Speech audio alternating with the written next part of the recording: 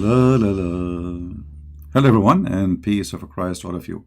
As you see, we have a new schedule for our program.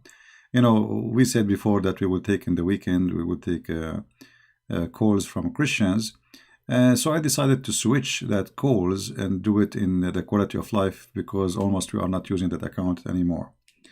Same time, YouTube keep playing with us because of what I do. And you know what I do. So from time to time, they switch our donation, or let us say super chat donation off. So that will give opportunity for those who like to support us in the Quality of Life. Because there they have no excuse. We are not talking about Islam. We are not talking about any of this garbage. So they cannot make any excuse. So those who want to support us, still they can make their donation there. And in the same time, we're still doing here what we need to do and what we should do. And they let the donation happen, don't let the donation happen, it doesn't matter. We will do always what we do.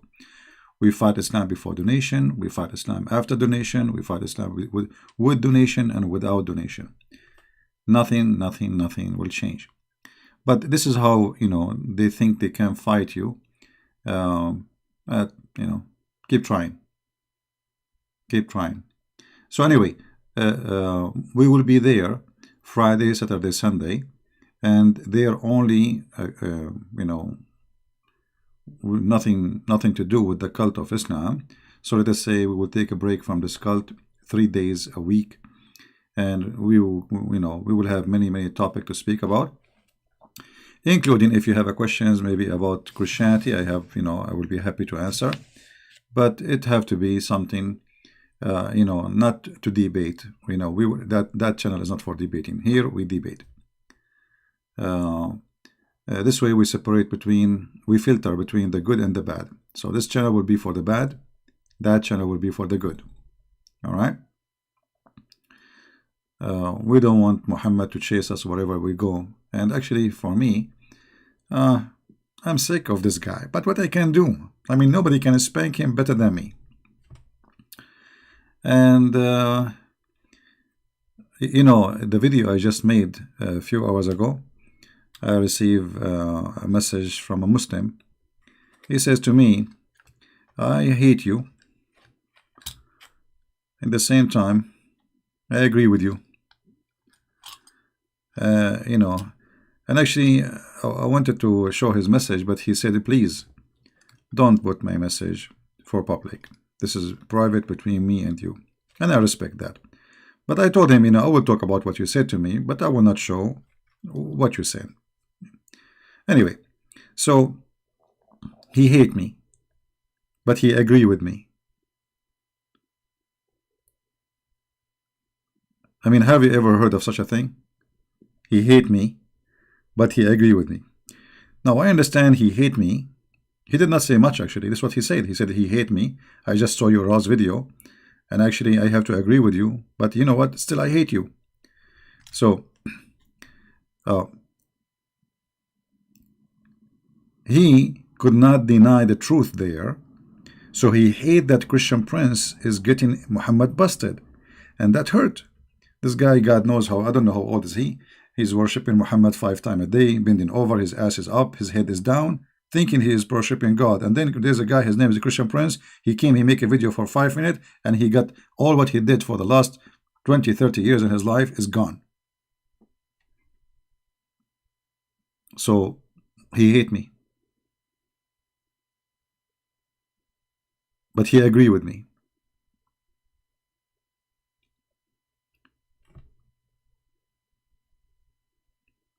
I wonder how many of them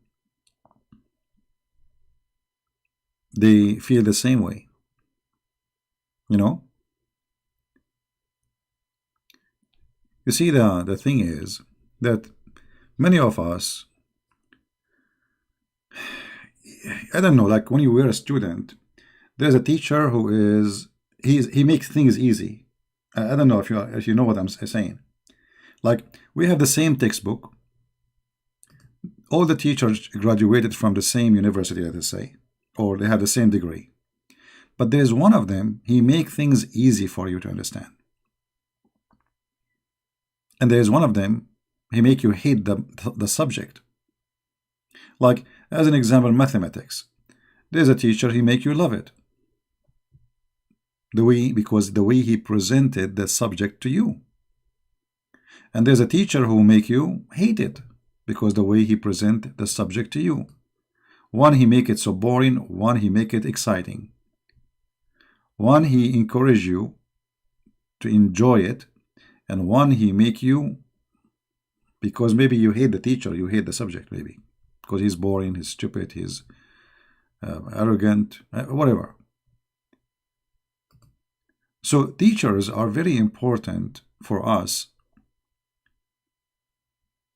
because they can share, if they have really good expertise and good knowledge and good understanding, and they have a very good presentation, they can present the city to us. As you see, like we have a city in front of us now.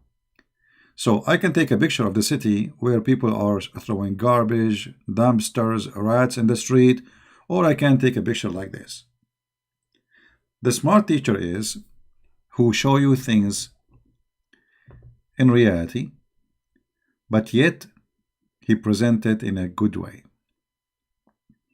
Real, realistic, not fake, and at the same time, smart, intelligent presentation, which will make you observe, learn, and make decision, not just get confused.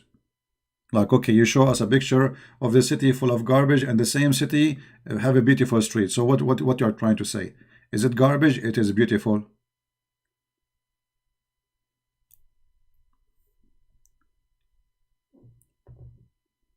This is why there is some people, they are very successful in something and they cannot be successful in something else. This is why there's somebody he is successful even to be a father, but not everybody can be a good father because he don't have the qualification even to be a father or to be a mother. So qualification is very important, not only knowledge, because knowledge and you do not know how to present or reuse the knowledge or share it, that will make you short in ability. And this is why when we share with Muslims, we have to learn how have an impact. The impact, not by saying I hug you and we love you. Yeah, yes, we love the Muslims, that's true. But Christianity is not about hugging people, Love in Christianity is not about giving kisses. Love in Christianity is about sharing the truth, and the truth will set you free.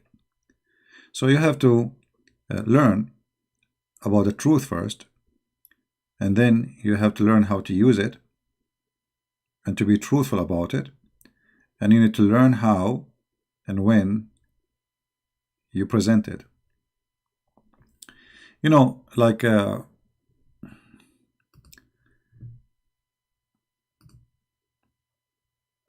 is sometimes like comedy stories. There's a guy, he want to tell a woman about what happened to her husband. He said, by the way, do you know your cat? Okay. Yeah, my cat. What about it? Something wrong happened to him? No.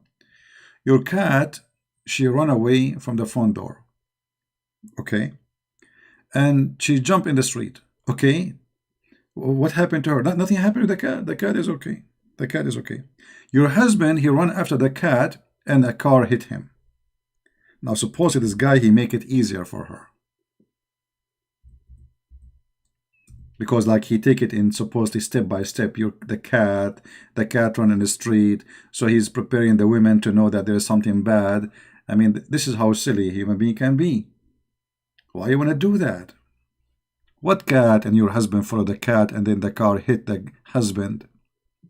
So some they think by going in a circle, they are being nice, or let us say this is the right way to do it.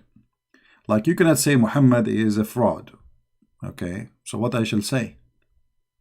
Say that Muhammad, he taught wrong. his teaching not right. He is not a prophet of God. Okay, hold on. So if he isn't a prophet of God, he is what?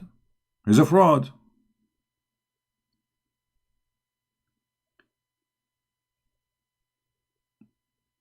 You know what I mean? So there's many people, they try to school you about what to say or what not to say. But the fact, the most effective way is to be natural, say things as it is, as you believe in it, and present without sugarcoating. Because what is the purpose of my conversation about this topic? Is it to make Muhammad look good or to say the truth?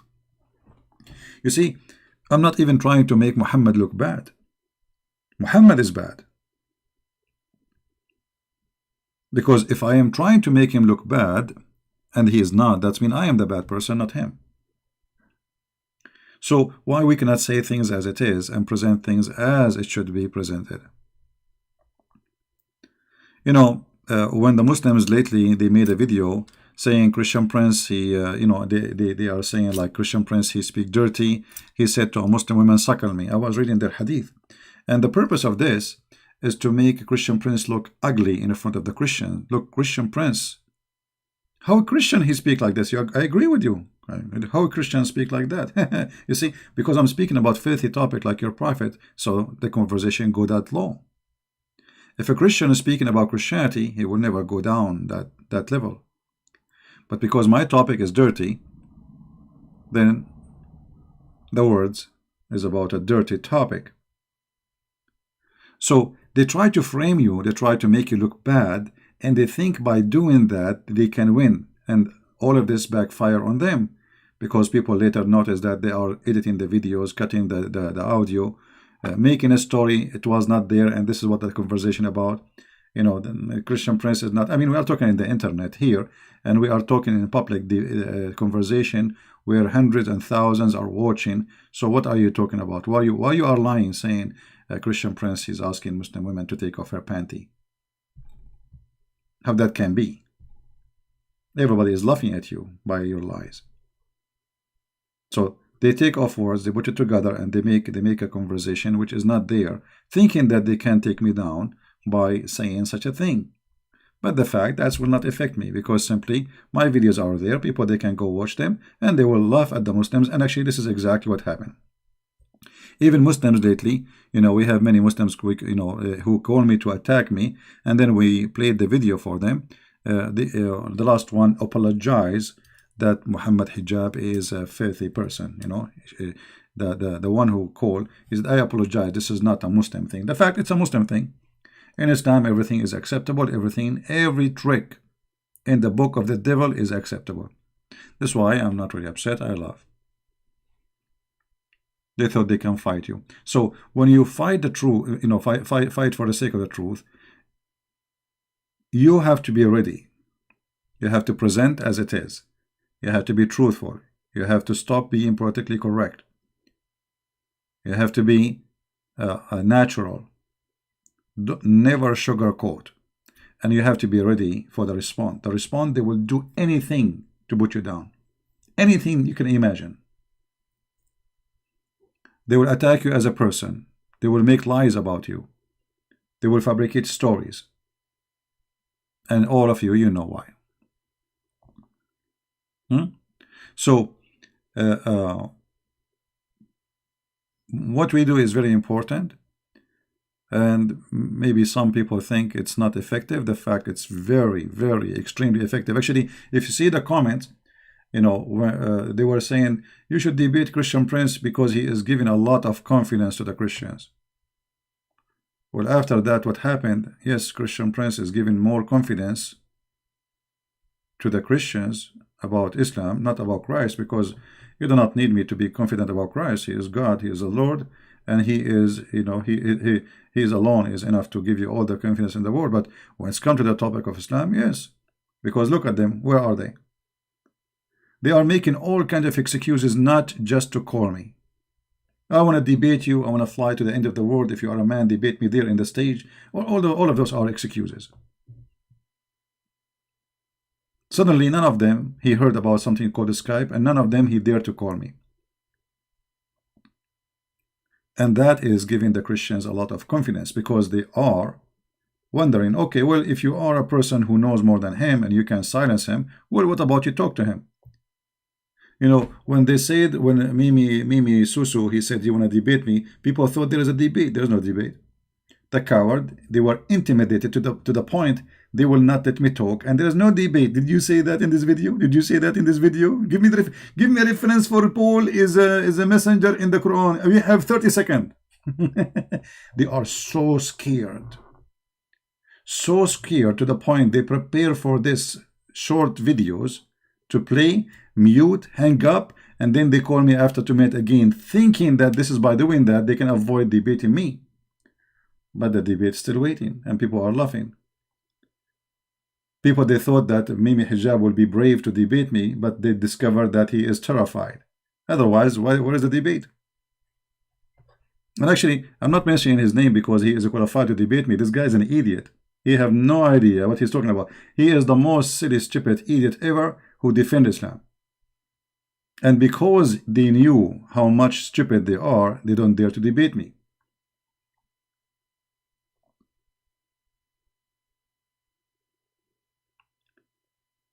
So look what happened when you are straightforward in your topic and you are confident in your knowledge and you don't sugarcoat. You install horror in the heart of the devil. Actually, there's Muslims, they call me, if you saw there's a video in Speaker Corner, one of the Muslims, he say Christian Prince is a terrorist. I mean, imagine terrorist, they think Christian Prince is a terrorist. Can you imagine that I am terrifying the terrorist?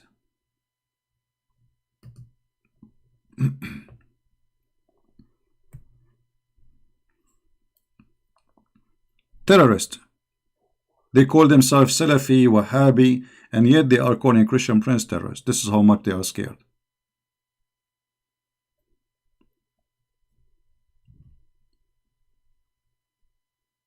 Right?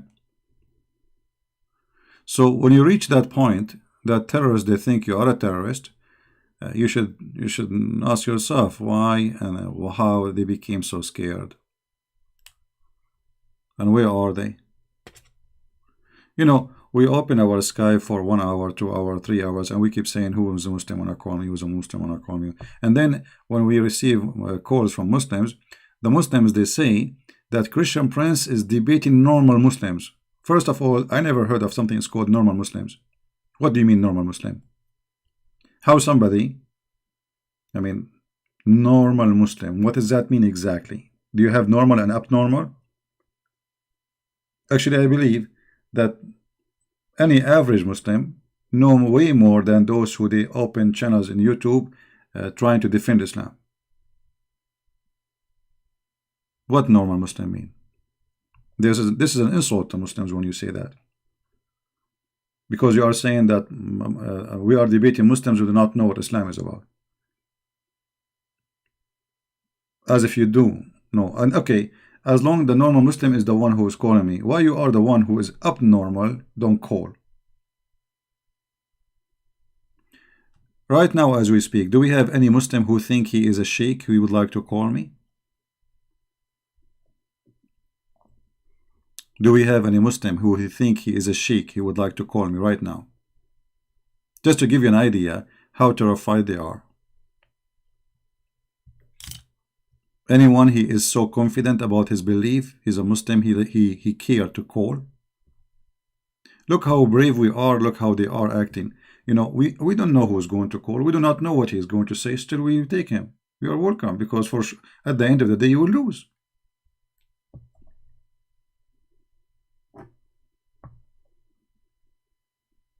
Anyone?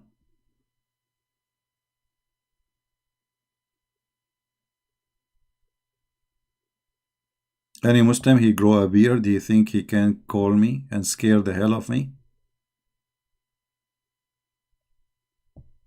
Or you want to debate me only if I go, I am willing to travel to the end of the world if you dare to debate me. My friend, I will not travel to anywhere in the world. You and your God is not worth anything more for me. Why I want to travel anywhere? I am getting your profit busted sitting in my chair. And by the way, there is one of you send me a message saying will give donation for me for buying the chair, because I was looking for a chair. I want to say thank you for that person first, and I bought a chair. So thank you very much. I mean, if the donation for you is something from your let us say, I don't want to take from your needs and give it to me. I got that chair already, and this chair is really good. I mean, it feels good, not really good.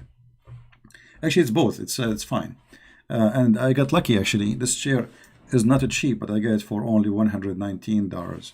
119.99 Yeah, so I got a chair now, and it sounds like it's very good. If you want anyone to tell me what a chair I got, I can show you. I got it from Office Depot. Those Amazon thing that doesn't work, because you bring the chair, you try it, and you find it a piece of crap. Well, it was sold for $299, but when now I'm looking, look like they changed the price. Let me show you. Hold on. I got it for $119 only. Very good chair, actually. Let me open. Oh, where is the one?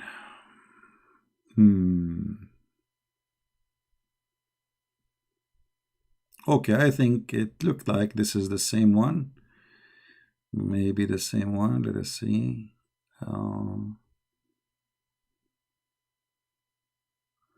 Let us see. I'm trying just to find out,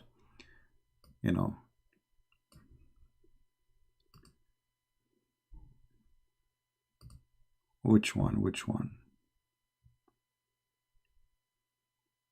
Yeah, actually, it looked like the same as this one.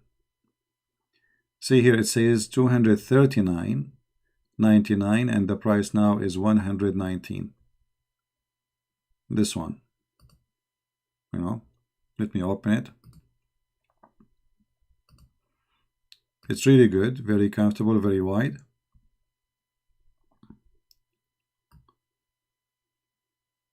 And the expensive one is the one uncomfortable, and this one is a cheap one. Really is good. It's comfortable. All right. So it's called Real Space Triswell Bonded Leather. Yeah, let me check if this is the same one. I think it's the same one. Yeah, I think so. I got it for $119.99 exactly. Yeah. So anyway, the one who offered donation, and I appreciate your care for me to have a good chair. But as you see, I just got a chair already, so you can save your donation if that money is taken away from something important for you. All right. I'm all right. Actually, a chair. Look, they are the last thing to worry about. You see, many people they think that chair, like those gaming chairs, are the worst. Never buy those gaming chairs. And when I was there, there's a chairs for 400, etc. They are garbage. You sit in them. It's not a chair. It's like a piece of rock. This one, first of all, it's really wide. You don't feel like you are. You feel like you are sitting in a couch. I think those is made for people who they are big by size. I mean, like they are wide, and the back is high. It's very comfortable. The only thing I don't like about it, that the head, it's very little bit coming out. Let us to explain to you here, this area here where your head go here. I wish it was pushed. It's too much, they put a lot of stuff inside, so like if you feel it's pushing your head out of the chair. But it's very good still. I think maybe by time that will be a little less harder, this area here, Otherwise, the chair is very nice, very comfortable, very wide. The speed here, and it's really thick, the cushion. All right. All right. Anyway, if you want to buy a chair, this is a chair. If you like it, actually, I like it. I tried all the chairs, all of them, no exception. And this is the only one. And it was the price was at $299, not $239. Here it says it was $239, and the price now is $119 sale. So I got one. All right. Yeah, actually, it's very comfortable. I like it. Now we can play with Muhammad better. And actually, this chair, you can, like, you can push it back, and it recline, but it doesn't recline stay. So it's like a little bit of a swing chair. It doesn't recline and stay. No, this is very simple chair, but I like it this way. Harman Miller, my friend, I'm not a fan of those chairs. I searched for this one. It was very expensive. I will never pay $400 and $500 or $700 or $800 for a chair. That's crazy, right? I can buy a car for $500, take the chairs off from the car, and they are comfortable. You know what I mean? Yeah, you have to be smart. Don't let them use you and abuse you. Yeah, some people think if they spend too much money, they will get the best. That's not necessarily. There's a wrong idea. People believe that if something is expensive, that's mean it is the best. No. As you see, this one I got just for $119. Compared to the other prices, this is nothing. But it was the only one. And the distance from the back of the chair to the front is really good, because I sit in the other chairs, I find half of my legs out. I mean, what's the point of this chair? They are so cheap, yet they are expensive chairs. You know what I mean? Like when you sit, your legs is not all of them in the chair, like all the way to your knee. No, like you find yourself half of your leg is outside. This one, all of it is inside. Yeah. And yet it is $119 only. So you get the price, you get the quality, and that is best. Look at this picture here. Let me show you this picture I just found. Very interesting picture. I love ocean. I love the cloud with the ocean. It's amazing. The waves, the water. I mean, it's really the contrast of colors. Isn't it? God is amazing how this art is made. Look at this. I mean, look at this. Did they say to you, He will give you heaven, and there is a grape tree, and there's women have no panties? My friend, let me live here. I don't want women around me. Let me just sit in the front of this ocean, enjoy this amazing beauty. I don't want your panties. I don't want your grape. I don't want your river of wine. I mean, river of wine, why? I'm an elephant? God is amazing. And you see, God, who created us, who gave us those amazing eyes, because until now I could not find the camera really can do what eyes can do, because cameras, they are under the, let us say, the influence of lighting, and they are not sensitive for lighting the same as our eyes, and they cannot see the dimension. Still, like we are looking at this picture now, and we are amazed with it, but when you see it with your own real eyes, naked eyes, it's really so beautiful. And add to that the sound. God, He gave us our ears where we can hear the sound effect, which is so beautiful. So, like when people think about God and think about heaven, like the Muslims, they are believers and Christians are believers, but we are not the same believers. Heaven of God have nothing to do our heaven of God, have nothing to do with their heaven. For God, if you want to make you happy, my friend, it's not going to be, I mean, happiness way beyond material in gold and silver and sex, because all of this is temporarily. How much you can eat? If a Muslim, he says he can eat unlimited, that's really weird. I mean, so you have a stomach which can take let us say 3-4 pounds, and yet you can eat. And not only that, Muhammad, he told them that in the heaven they will not do poo-poo, which means the food go inside. Where the food will go? And why you are eating food anyway? So the food go in. Okay, you ate meat, you ate fruits, you drank water, you drink wine. Okay, and nothing will come out? No, according to Islam, nothing will come out.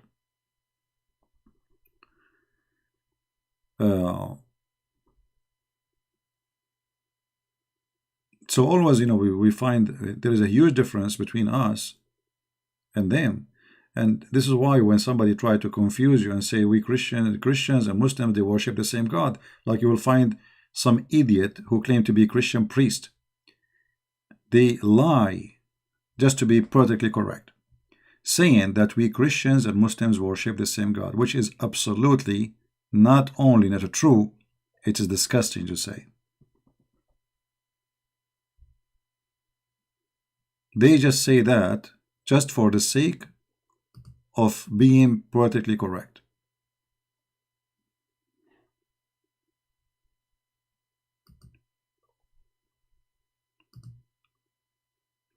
And those people, they should not deserve our respect.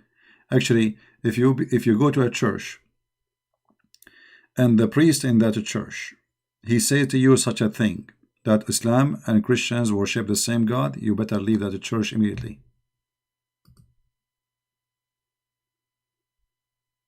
Immediately. This is not the Church of Christ. The Bible says clearly, who is the Antichrist? Isn't it? Who is the Antichrist? The Bible says, who is the Antichrist? The answer is, the one who denied the Father, the Son. Okay, so do Muhammad deny the Father and the Son? Yes. Islam, all of it is based in denying the Father. The Muslim, they deny that there's something called Father and Son. So the Bible says clearly that Islam cannot be, not only that, it says that it is Antichrist cult.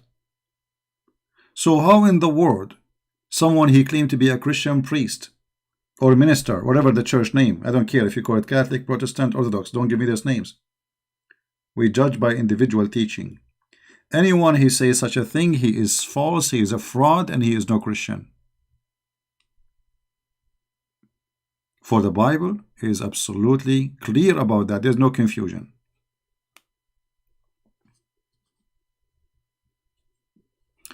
Super Chat is not active. Anyway, however, if you like to support us in Super Chat, when we go live on Friday, Saturday, Sunday, in Equality of Life, Super Chat there is active. You can do that. And actually, Super Chat is not a big deal. I mean, if you want to donate, you can donate in Patreon, because YouTube, they take a lot of money from the donation. I think if you donate $10, I think they take maybe $5. I know they take 50 or 60%. I mean, it's a theft. Yeah. Anyway, how stupid to say two religious groups believe in the same God. You see, no, we can say there's two religious groups believe in the same God. It's possible. As an example, like Jews and Christians. Jews and Christians, we believe in the same God. However, even the Jews, they don't believe in Jesus as their savior, right? Still, we believe in the same God. But Christianity and Islam are too far apart. They have nothing to do with each other. Actually, Islam is an enemy to Christ. So when somebody, he says such a thing, he's obviously trying to deceive you. He is not a trustworthy, he's not a priest, he's a priest of the devil. I don't know if once I told you this story. Somebody invited me to a church, and he said to me, I think you should go. I think you will like the topic. He did not tell me about the topic. I went there, And there was a minister or a bishop, whatever you call him. He was talking about Islam. And he starts saying there's a lot of misunderstanding about Islam. Muslims, they believe in Abraham and the God of Abraham, and it's blah, blah, blah, blah, blah, blah, blah. And the guy next to me, I want to stand up, and the guy next to me, he keep holding my hands. Please sit down, sit down, please, just sit down. Sit down. I could not take it no more. So I put my hand up. He said, the guy, the bishop, he said, we are not taking questions yet. I said, I'm not asking you a question. I'm not asking you questions. You said first that Muhammad is from Ishmael and the Arab is from Ishmael. I want you to show us from the Bible where it says that.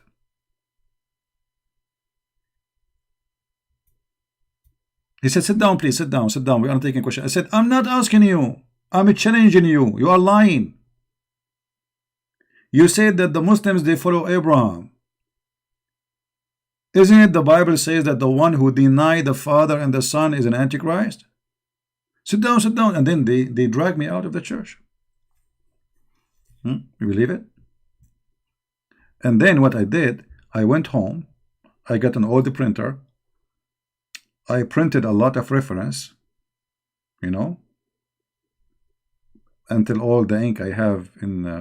I was trying to do it fast before the service is over. And then I took all the papers I have. I went in the front of the church. I found two kids. I told them I will give you $5, now and $5 later. Anyone he go from the church, give him a paper. Each time somebody go after the church, those kids, they give him a paper. And then I'm standing outside because, they can call the police for you. That's it. They don't want you there, So I'm not in the property of the church, but I am in the front of it. Then people, they start coming, they see me, they came and they start talking to me and they shake hands and they say, we agree with you. This guy is not telling the truth. We will never go there again. And he said, those kids, they gave us those papers. I said, I am the one who print them.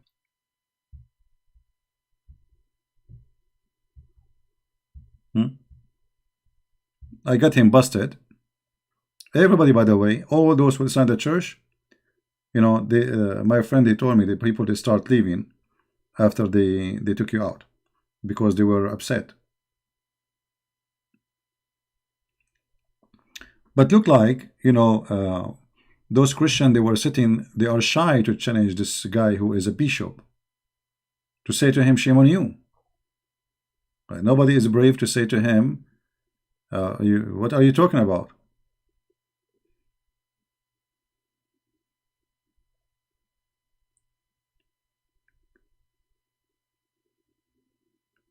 So we have to be careful, we have to be careful. And those who claim to be Christian ministers, we have to put them into test. We have to examine them.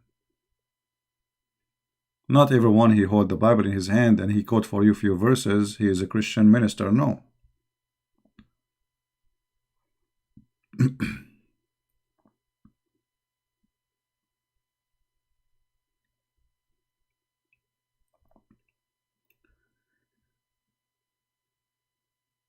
Always when you go to a place, last time I did a seminar in Texas. The minister, he stood in the stage. This guy, he did whip Islam with the floor. He don't care. He is zero politically correct. So I like his church actually, And then after I spoke, he said, "Do you know why I invited you?" Like we went outside and we talked for a while. He said, "Do you know why I invited you?" I mean, there's many, they refer to me many names, but you are very natural. You say things as it is. And as you see, people, they were dying laughing because you are just truthful. You are just saying the truth and you are just natural. You don't fabricate. You don't make things up. You don't sugarcoat. You just say it.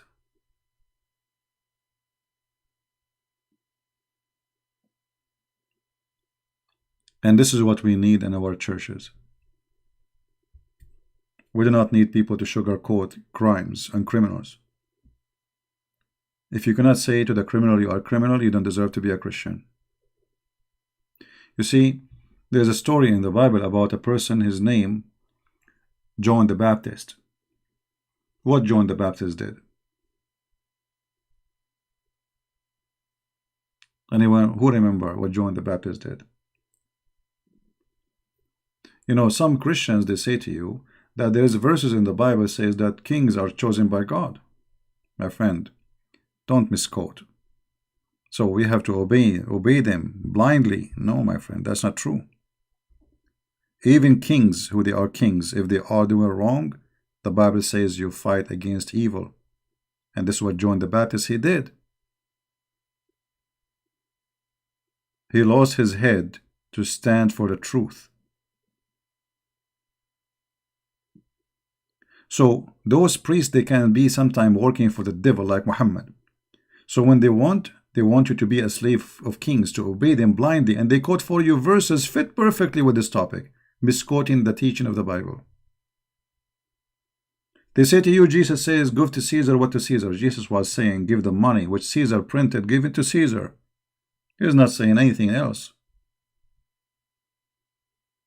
He was answering the hypocrite Jews who said to him, should we pay tax?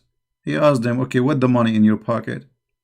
Well, the money in your pocket is for the Caesar. Give what to Caesar, what to Caesar. If you don't want Caesar, why you carry his money?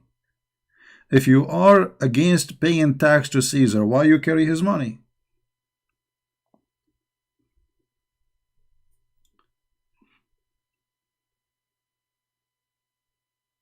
So always there is many people who they claim to be Christians, who they are working and serving for the devil, same as Muhammad.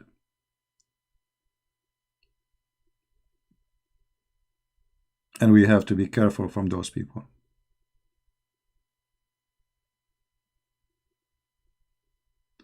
Can something about when you were young, but Jesus is first? The end, I'm not sure. The question is not coming accurate, so there's something missing in the sentence, my friend.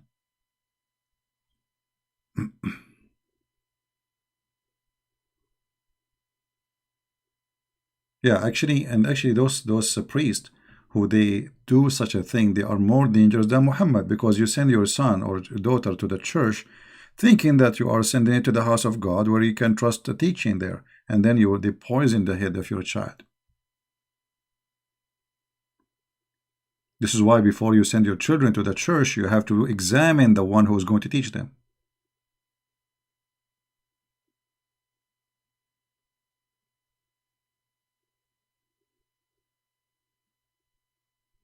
All right?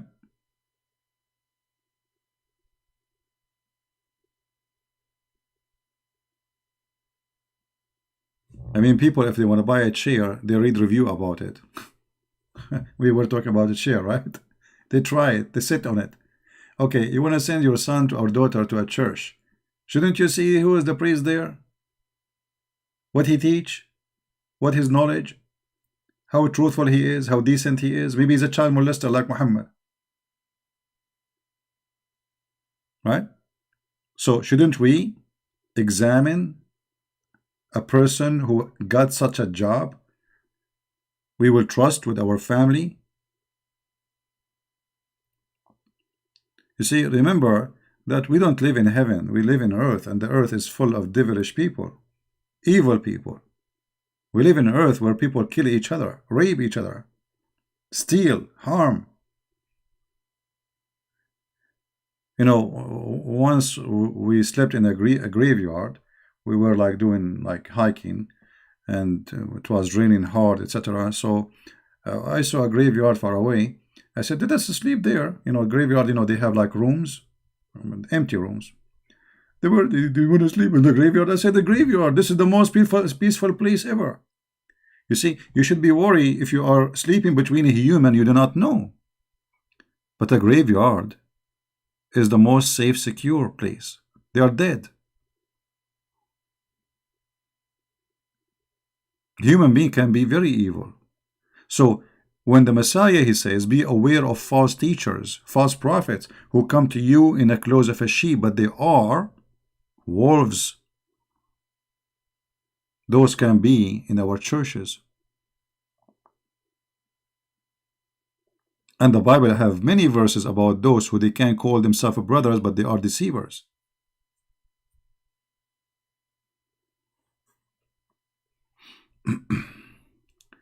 How about Christians who want to evangelize Muslims, but they want to emphasize the truth in the Quran, like Mary?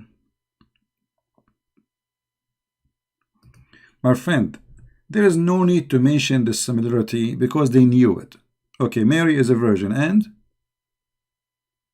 you see, do you think first of all, there's nothing called similarity. If somebody steals information from my book, that will not make him similar. Remember, Islam came after Christianity. So the poison is, the plan of the poisoning, that I will take some of their belief to make them confused. So they will not reject me totally. I will accept the Messiah, and then I will call him Isa. And then I will say he is a messenger, but he's not God. And then I will say I accept Mary, she's a virgin. And then I accept Moses, he's a prophet. And then I accept Abraham, he's the father of the prophet. And then I accept Adam and Eve's story. So, okay, he accepted many stories, but that is part of the plan. This is why Jesus said, be aware of false teachers. They come to you in the clothes of what? Of sheep. What sheep mean? Someone earn your trust. How he can earn your trust? You say, I believe in Jesus. I accept Mary, she was virgin. I believe in Moses, the God of Moses. That's how he can earn your trust. You know, when a thief wanna come to your house and you are in the house, you don't leave the house, you are always there, but he wanna get in. What he can do? He will come to you wearing a uniform of a cable guy. He will knock at your door. He will wear a uniform. He will have an ID of a cable guy, and he will say, sir, your cable is not working, or the company sent me to check it.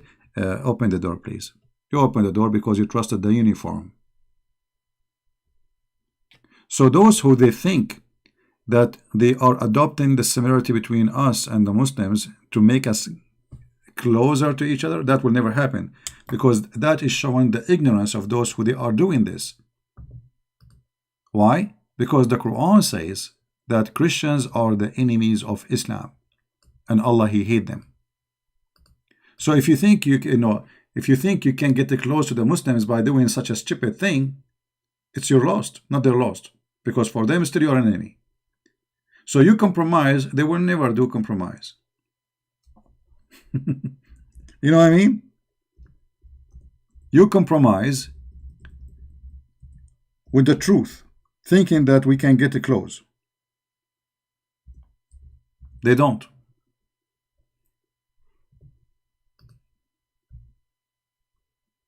Do you see it? Allah will spread hatred between the Christians until Judgment Day. This is how much the Christians are bad for the God of Islam. So how you can get close to them? Not only that, the Muslims been ordered to kill every single Jew and Christians, chapter 9, verse 29, until Judgment Day. Either they pay money or they die. So what are you talking about? You wanna say to them, okay, we have similarity? We don't. Right? Well, those who they are, maybe they are good Christian, I'm not saying, but you know, the one who is doing that, we need to correct them and show them that this is not true. You know. Secondly, you don't compromise with the truth. If those Christians are not willing to say to Muslim that Muhammad is a false prophet, then they are no Christians. They deny Christianity. Right? If you accept Muhammad to be a prophet, you deny Jesus. You cannot be with both.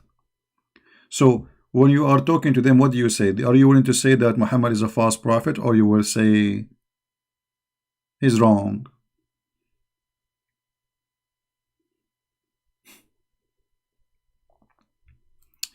Hey Christian Prince Channel, how are you, my friend? Good to have you. Welcome. We welcome all our brothers and sisters in Christ from around the world, Indonesia, Malaysia, India, and we welcome Hindus, Buddhas, everybody.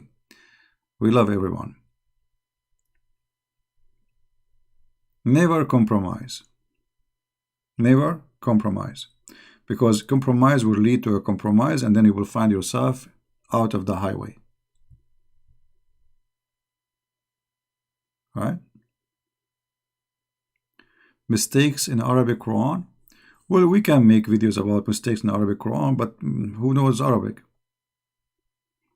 You see, we make it in English, speak in English about English stuff. I mean, we are not talking about Arabic, and yet they say, no, CB, it doesn't say that, CB. So imagine in Arabic.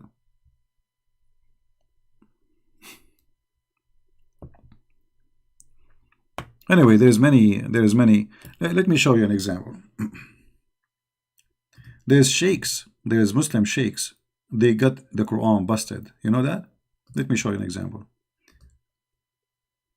They laugh at the Arabic Quran.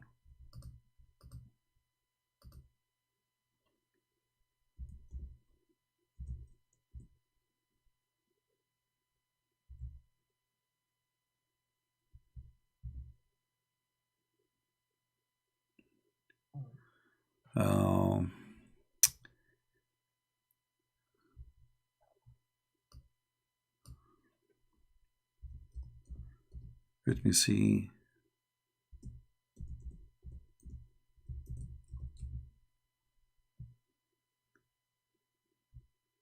I'm trying to find one of the sheikhs. I forgot really his name. I'm sure the Muslims, they hate him to death. But he have a very huge audience from the Muslims. You know, he's a Muslim.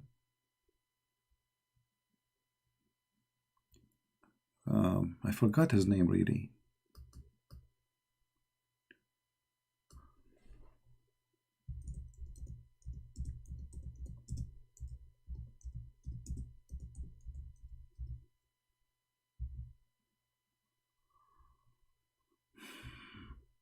I don't remember his name.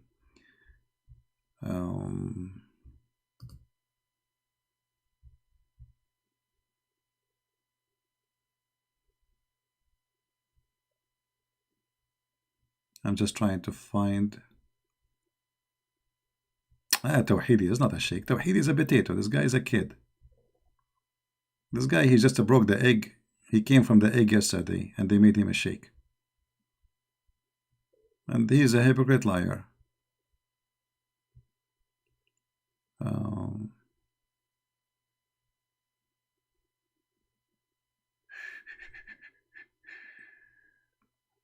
I cannot find him. See, if you don't want, if you look for something sometime, like that's it. I can't remember the name. That's it. The name is gone from my head. But I saw his video a while ago. That's why I don't remember his name. But I will find him. This guy, he ripped the Quran off, and the Muslim, they cannot say he don't know what he's talking about. He's a sheikh. He's a very well known sheikh.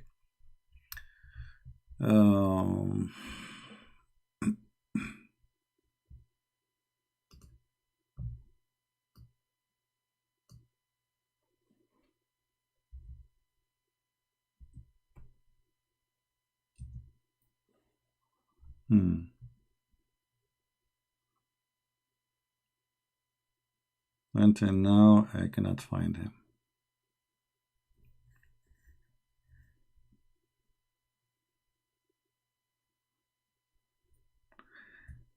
Somebody saying we Muslims love Jesus more than Christ. Okay. Well, you know, if you love Jesus, so why you want to kill the Christians? And if you love Jesus, my friend, how come you don't have his name? Who is Isa? The one you talk about have nothing to do with us. The one you are talking about, his uncle, his name is Musa. His mother, her name is Maryam. And he is the nephew of Aaron. Who is that?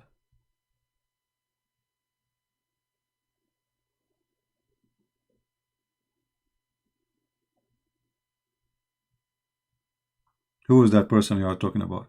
And if you love what you call Isa, why your prophet he order you to kill the Christians? So you love Isa, but you want to kill those who worship him? That how much love that is, you know, too much love.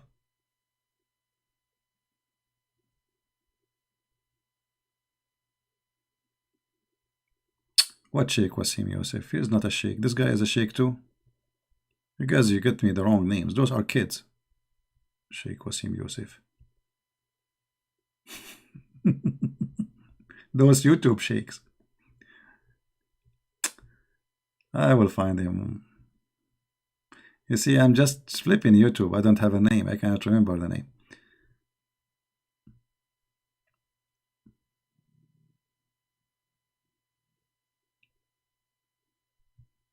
We will find him one day.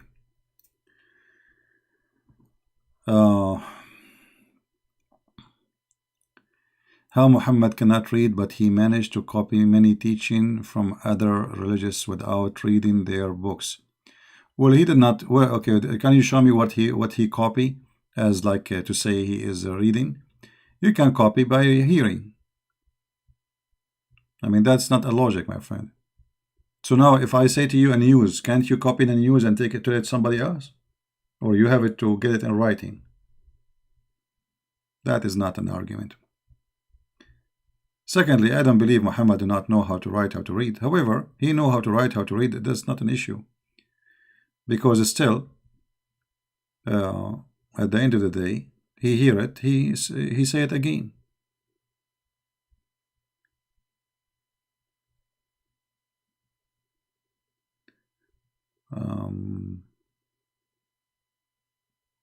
Look like I'm not going to find him today. I'm sure if I'm not looking for him, we will find the sheikh right away. But because I'm looking for him, it's not going to be easy to find somebody you do not remember his name. Imagine.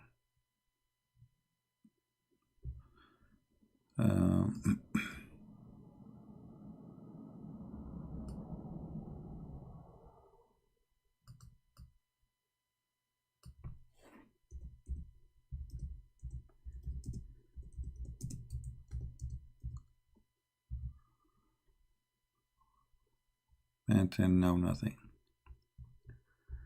All right, look, we will not find him for now. But I promise you, I will find him.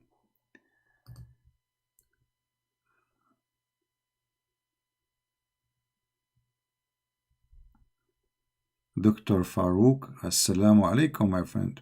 You see, even Assalamu alaikum, this is not an Islamic greeting. This is a Jewish greeting. When the angels came to Mary, what they said to her? Anyone remember in the Bible? When the angels came to Mary, what they said to her? Shalom to you, Mary. Salam alaikum. That's exactly. When the angel which Muhammad claimed came to him, did he say to him, Assalamu alaikum? No. How come?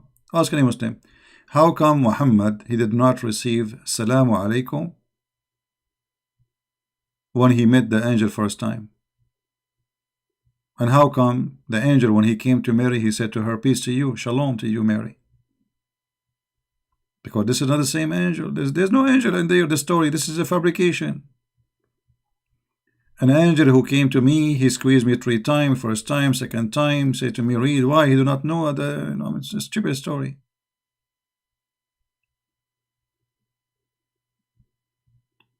Right? Nothing in the story makes sense. Anyway, guys, did you click at the link under the video to subscribe to the other account? Please don't forget to click at the link under the video here in the info, because as you see, we will be there Friday, Saturday, Sunday. So from now on, remember, you will not see me in this account in Friday and Saturday and Sunday. This is why you should subscribe. If you care really to join us, then you click at the link in the info, subscribe, so you can join us. And I know that's, people are lazy even to click at the link and subscribe, but it's up to you.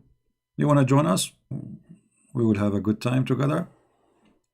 Enjoy being Christians, loving everybody, enjoying quality of life, quality of love, quality of the family, quality which God he gave us to enjoy.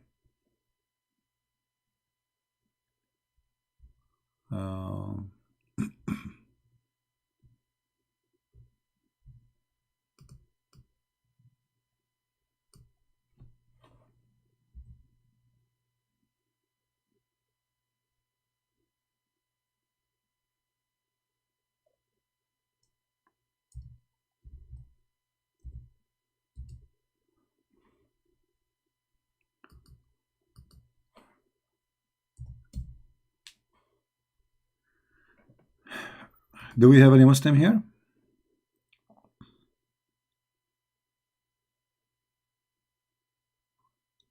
Any Muslim don't agree with us?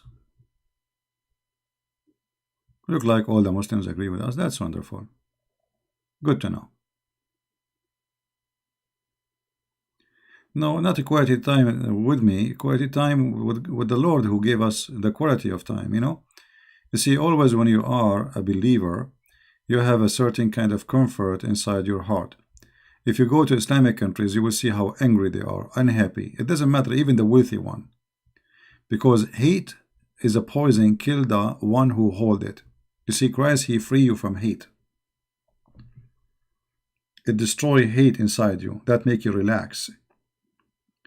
You know, hate is like somebody hold you from your nerve, and he's squeezing that nerve hard, and the pain, a lot of pain inside you, but nobody feel it except you. Oh, you know, okay, you hate me very much, or no problem, but I feel nothing. You are the one who is suffering. And this is exactly what happened when you joined the cult of Islam.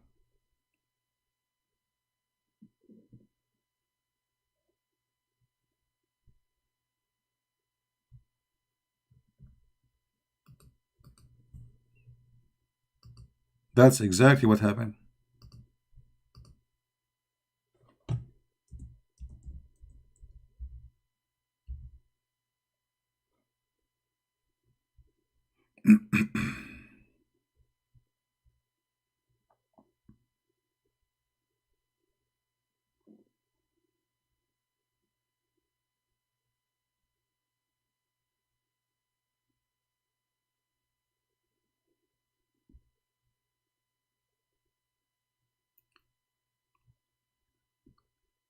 Actually, one of the reasons that Islam is dead is the hate.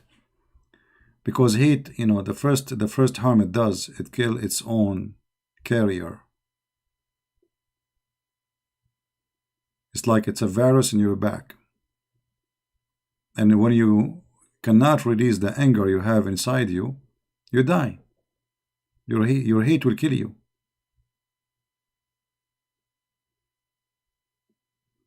Yeah, I could not find this. This is a scholar, this sheikh. Maybe some other time we would do so.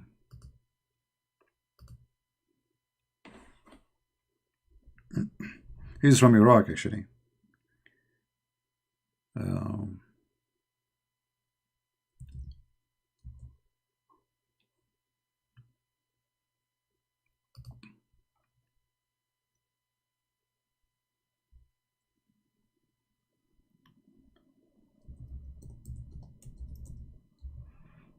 When I find, you know, this is actually, this guy, his videos is good for those who speak Arabic, because he have a very strong knowledge for sure, and he is not, you see, he's a Muslim, which is very weird, but he's just being truthful. When he see a verse in the Quran is stupid, he says stupid. He said, this is gonna, what this is about? How God can talk like this? I mean, he's just being honest, you know. And you cannot. I mean, you as a Muslim, if you listen to him, you cannot say to him, "You're lying." I mean, I challenge one Muslim to say to him, "You're wrong."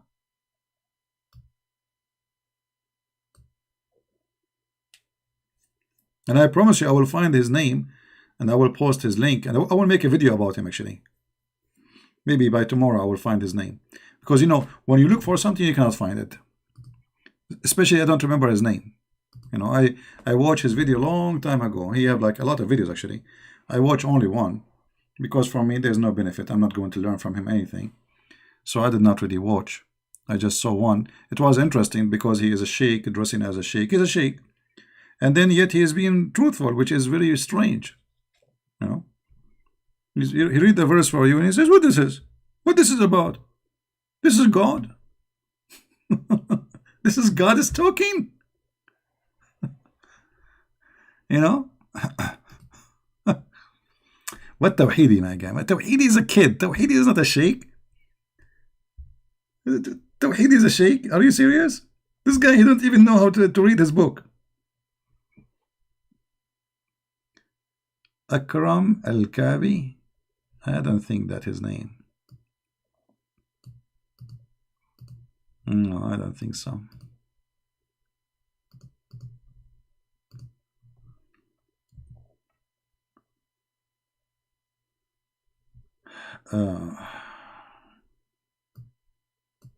Al-Jabajai, Al-Tabatai, something like this, his name.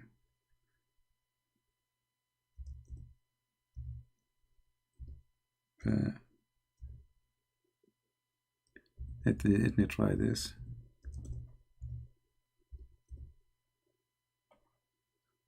Here we go. I found him. Hold on. No.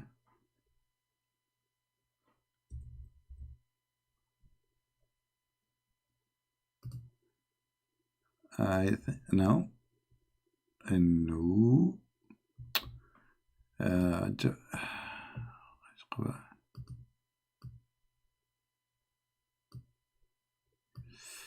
I'm getting close to remember the name.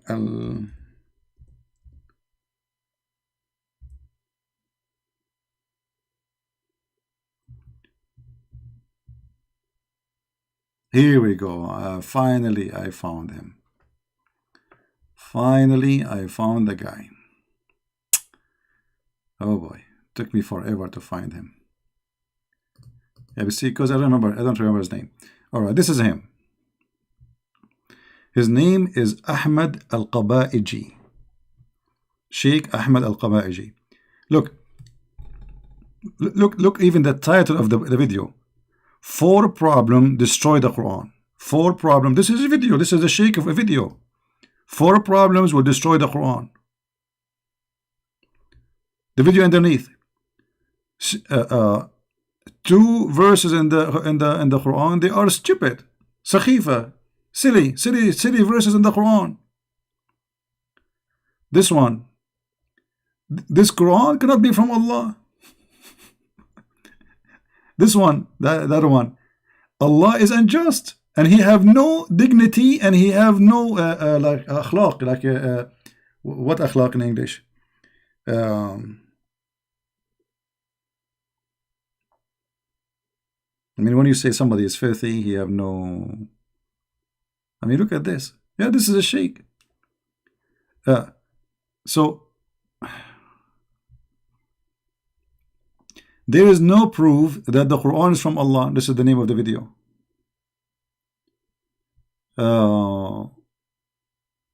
This video is called "Where is the justice of Allah and His Messenger?" He get them busted. No, he is not apostate. No, he is not apostate. Yeah, he's not apostate. أسخف آية في القرآن, the most silly verses in the Quran.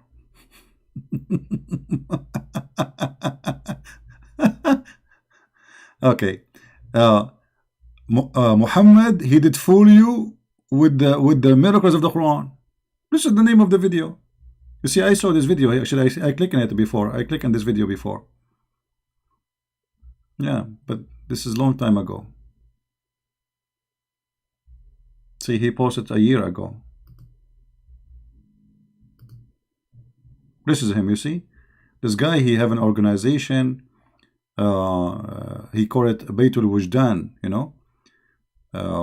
He's a sheikh. He have a lot of knowledge, very strong knowledge, you know.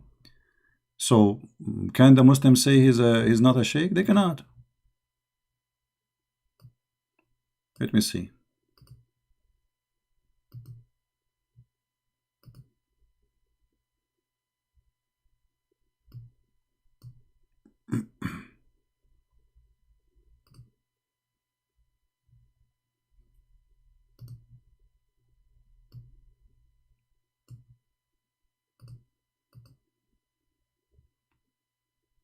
Yeah.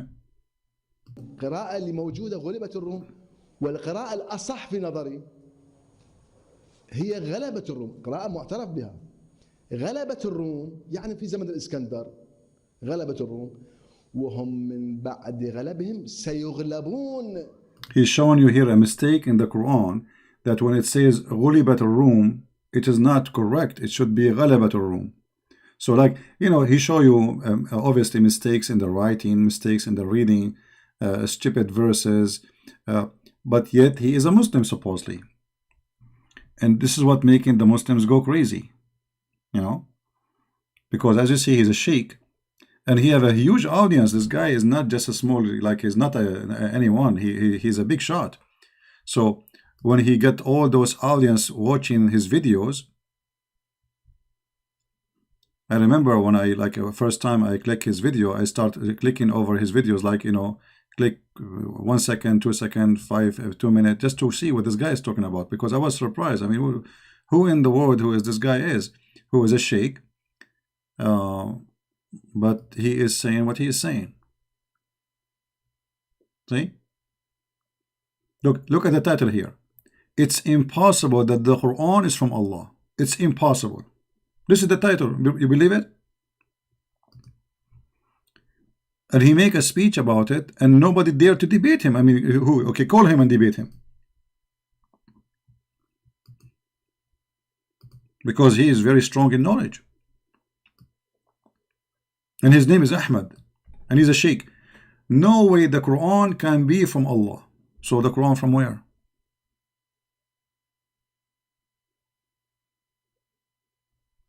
Look at this title here. Muhammad, he disrespect Allah, or let us say he misbehave with Allah. No, this guy is alive. He have lecturers. He go on TV. He have his own TV station.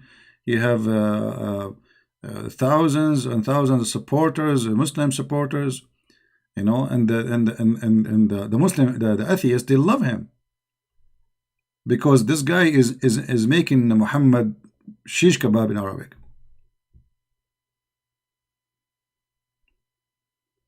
How he look fake for you? How that can be? He's a very well-known sheikh. It's not a joke.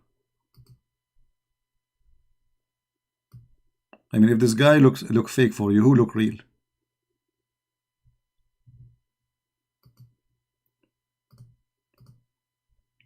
You are the expert now, right? You are the expert in fake and real.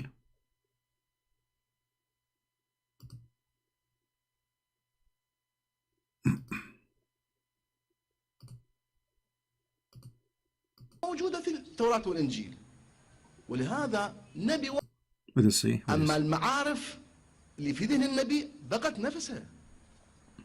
الله ما أعطى معارف، هي المعارف الموجودة في التوراة والإنجيل. Look what he said. He just said, I mean, every single thing this guy he said is disastrous to Islam. He said Allah did not give Muhammad any knowledge, because all the knowledge already exists in the Torah and the Injil.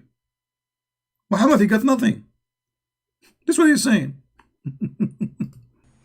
ولهذا نبي واحد ما ذكر لنا القرآن غير ما موجود في القرآن في التوراة. There's not even a single prophet he mentioned what is in the Quran except what's in the Quran.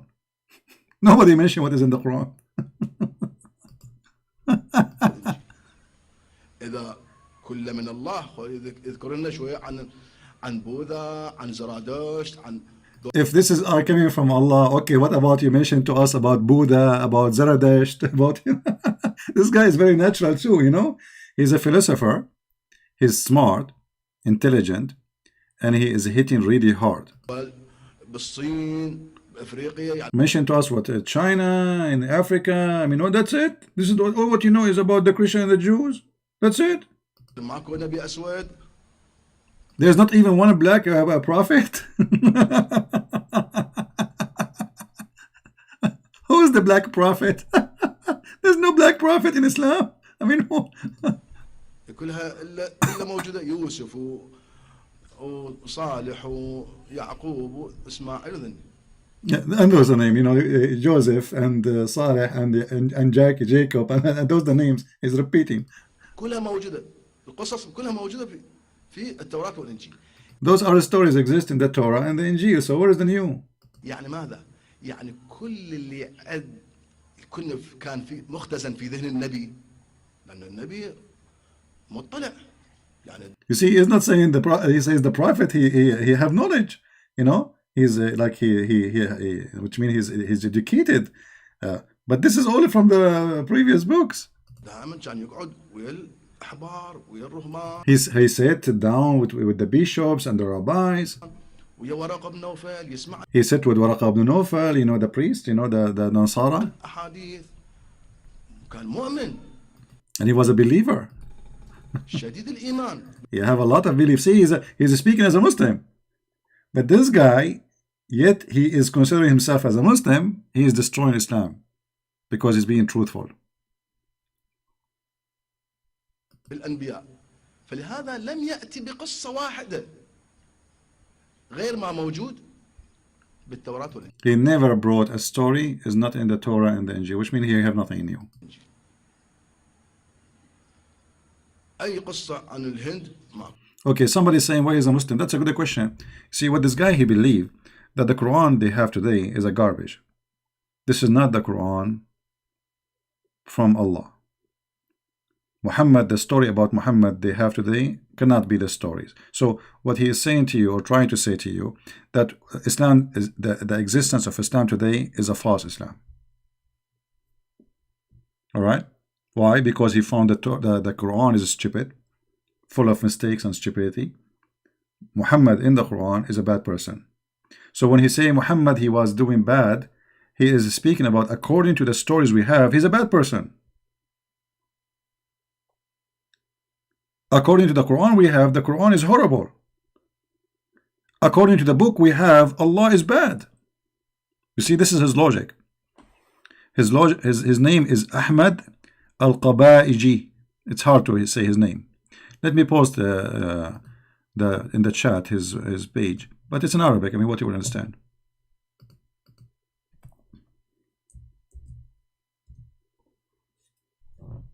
There's no the true Quran. He says does not exist no more. That's it. You know. Excuse me.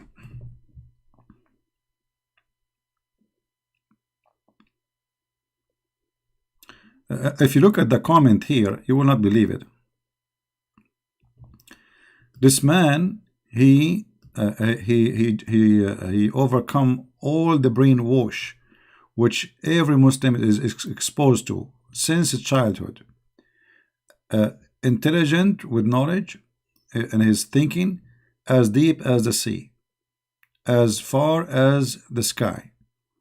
He is like a strong storm which is connected between the earth and the sky. So you see those Muslims, they are finding that this guy is getting Islam busted and he's saying the truth.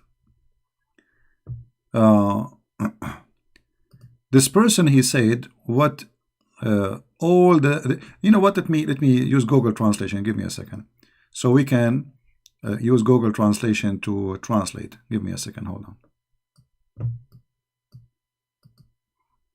so you can see the comments. You will not believe it.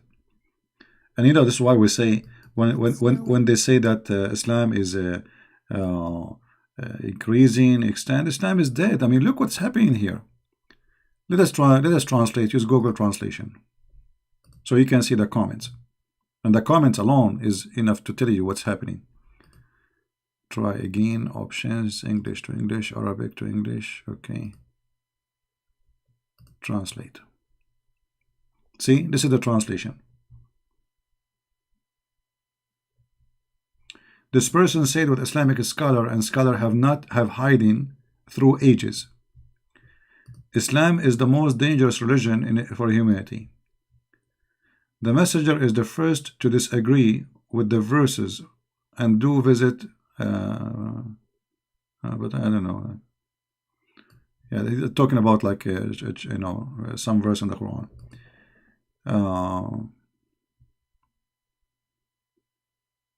Muhammad words are not from the Creator. This is what they are learning from him. You know, this is what this guy is saying to them.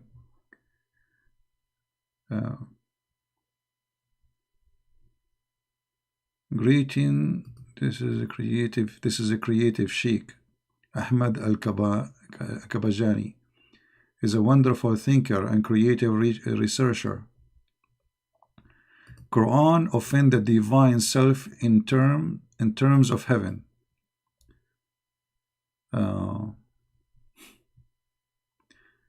I mean, look at this comment. Look at this. This is all Muslims. You see? So nobody knows really how many Muslims this guy he was able to make him leave Islam. Or let's say in the best scenario, they became Muslims like him, which means they believe that Islam today is not the true Islam. You know, it's a false Islam.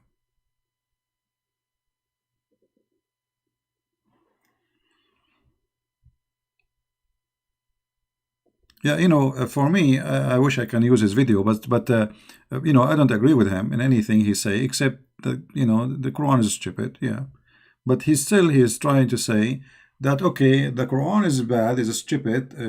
Muhammad in the Quran is bad. Muhammad in the Hadith is bad. But this is not the true Muhammad. That's mean he's trying. They say Muhammad is still is Muhammad. But we don't have the real Muhammad in our books.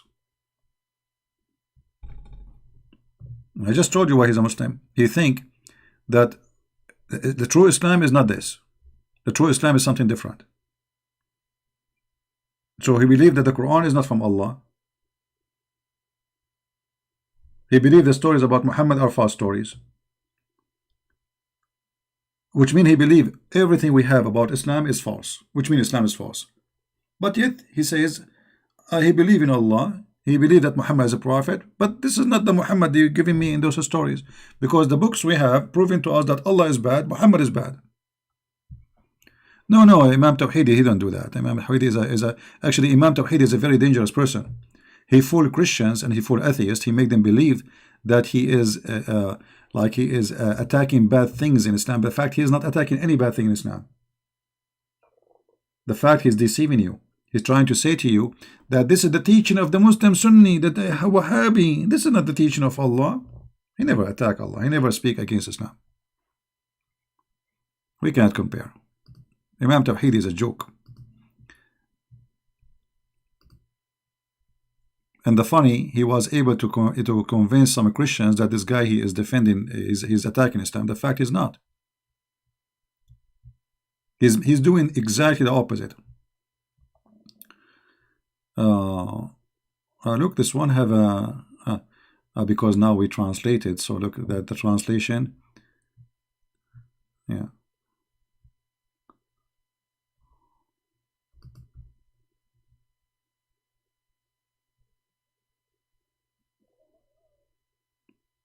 No, this is not what he is saying. He is not saying Muhammad he hijacked Islam. He's saying that the Islam we have today is not the true Islam. As simple as that. How many times I need to repeat? He's saying that those who carry Islam, the books, and they wrote the books are liars. The Quran is not the Quran. So he's not speaking against Muhammad really, as much he is saying that the stories we have about Muhammad is not true. The Quran we have is not true. You get the point? Because this Quran is stupid. The Muhammad we have, they are talking about, is a stupid Muhammad. This cannot be the true Muhammad. So he is not attacking Muhammad as much he is attacking the Quran we have, saying this cannot be from Allah. I mean, I need to repeat myself 1 million times to explain it?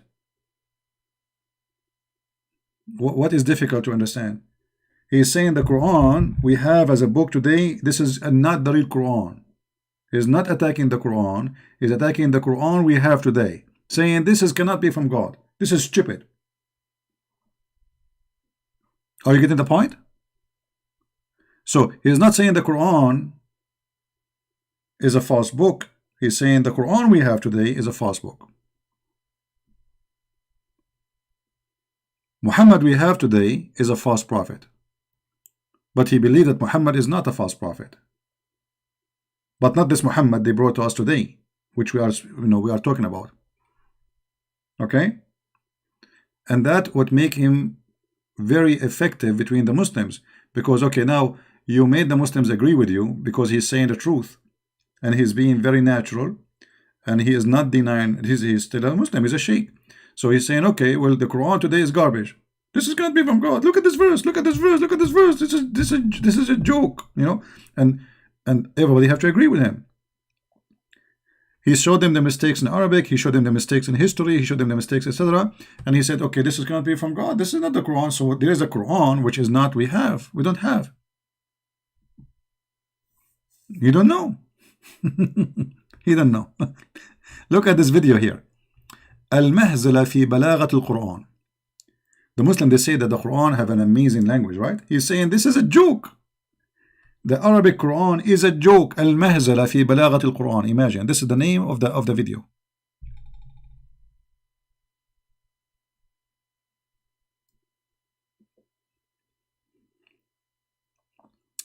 Maybe I should I play his video, one of his video, and translate for you guys so he can read with us and see. I mean, we can see how he's talking about.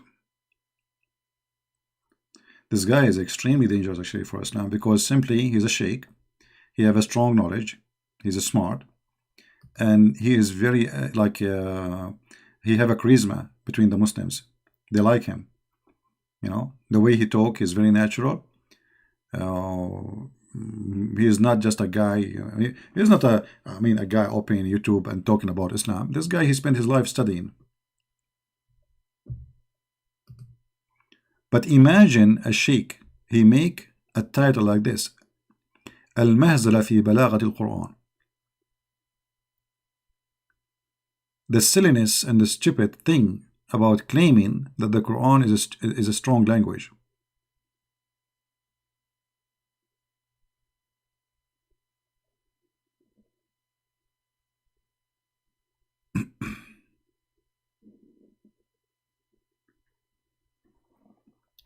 Anyway,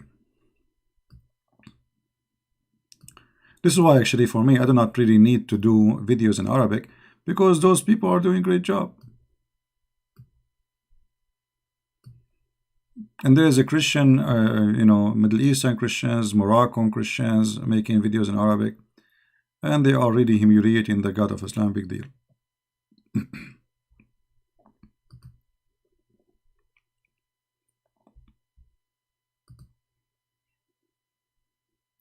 Again, guys, don't forget to please to subscribe to our other channel, because take a note, from now on we will be there Friday, Saturday, Sunday, and I don't care really how many people will be there. You like to join us, join us. You don't like, it's up to you. There we will take call from Christians. We will not debate about Islam. We will be in different mood, different topic. So don't forget to click at the link in the info to subscribe. All right.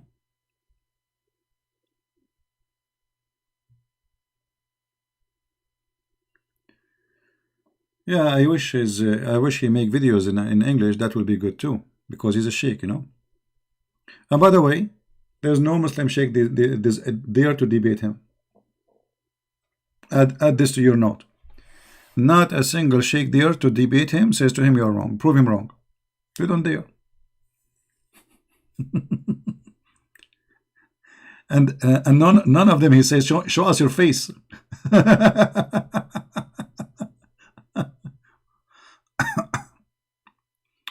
So his denial is okay. Look what happened. This guy, he grew up all his life studying and from a religious family, big religious family. He became a sheikh. His father, I think, is a sheikh. So, and then he came to the conclusion that this is cannot be from God. So what he would do? Either he leave Islam, or he come with the idea that the Quran we have today obviously is false. The books of hadith about Muhammad we have today is absolutely false. So in order to save himself from going out, you know, and lose everything, he adopted a new idea, which is Islam is good, but not this Islam. Quran is good, but not this Quran. Muhammad is good, but not this Muhammad.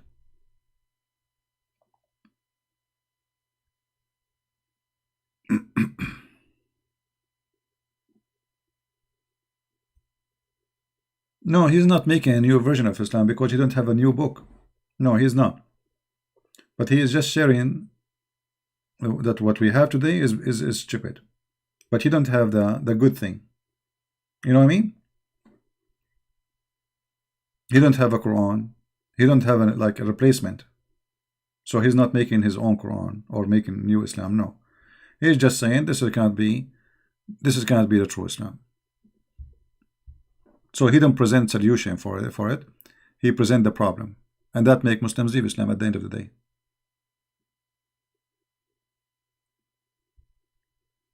No, we cannot say he is the other side of the coin of me, because simply he is not attacking really Muhammad as much he's attacking what is written about Muhammad.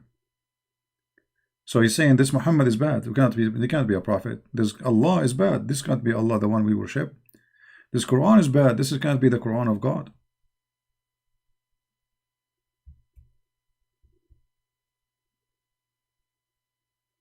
Can you tell me one example, the good of Islam and Muhammad? You see, the good about somebody, you know, everybody, even the devil, he tried to present himself as a good person somehow. You know, when the devil come to Jesus, the devil, he played that he is a person trying to accept Jesus. If you are a son of God, throw yourself from the top of the mountain. What was that about? It sounded like the devil, he want Jesus to prove to him that he is God or he's son of God, which sounded legitimate. Like, okay, you know, okay, if you are God, if you are Jesus, do this. If you are the Messiah, okay, do that. So the devil, he present himself in a way to make you do something bad. So in the beginning, he is not challenging Jesus. He is asking him, can you do this? If you are the Messiah. In other way, he is tempting. You see, we say the word, it says Jesus was tempted. Tempted here is not a good translation, actually. It is trying, the shaitan or Satan, he tried to make Jesus do what he wanted him to do. By playing what? By playing nicely. If you are the Son of God, jump from the top of the cliff. See, he's not pushing Jesus from the top of the cliff. He's asking nicely and kindly. So asking nicely and kindly, it sounds like good. So this is the good Satan, which means the good Satan as image try to present himself as a good person, but inside him the purpose is evil. Are you getting my point? It's like somebody come to you and say, okay, the Bible says even if you drink poison, nothing can affect you. But the Bible is not talking about really drinking poison. It's talking about the poison of this earth, the poison of this, all the poison in this earth cannot really kill us, because the Bible says in different place, be aware, fear those who kill the spirit, the soul, not the body. And the Messiah himself died, killed. So how poison will not affect us? So he might sound like he is trying to say, okay, I want to believe in Christianity. If you drink poison, show me. But in fact, he's trying to see if you are naive, stupid, and you will do what he's asking you for, and he will kill you. You know what I mean? Actually, fear always those who they are kind, because those can harm you more. You know what I mean?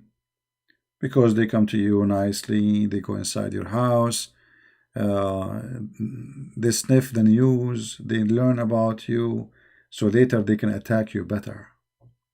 You know, when a country he send a spy against another country, what does spy do? Spy destroy. A spy, he can make you lose the war. A country can destroy it by a sneaky, very nice spy.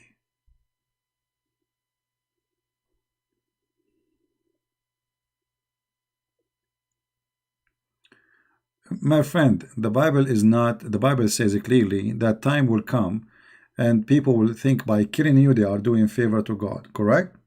So Jesus, he predicted from the first day he spoke to his disciples that they will be killed. So this is not about Paul or poison or he been bitten by viper. It doesn't matter. All of them, they get killed. All of them, they were slaughtered, and they slaughtered horribly. So, and remember, the Messiah himself got killed. I mean, who is more powerful than the Messiah? Paul? Peter? John? No. So, if your Lord himself was crucified, then what are we talking about? So if you want to take verses in the Bible, you have to make it. It's like this image in the front of us. Imagine you decide to take the mountain, and then suddenly you took the lake, and then you left the trees, but there's no ground. There's something missing in the picture, right? So don't take a verse and make a story out of it. We have a book, we don't have a verse.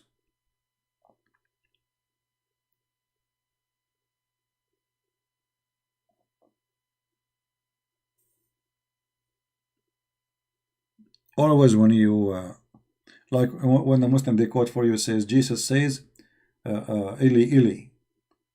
Okay, well, Ili Ili. So why Jesus is saying that? He's quoting the Old Testament. So if you take the verse without knowing what is written in the whole book, then you might be confused why he's saying that. Right?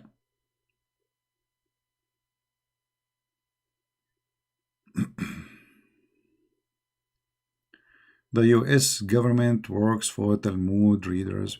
You know, I am not a supporter of this conspiracy thing, but for sure there's evil people work in the government, and there's good people work in the government. You know.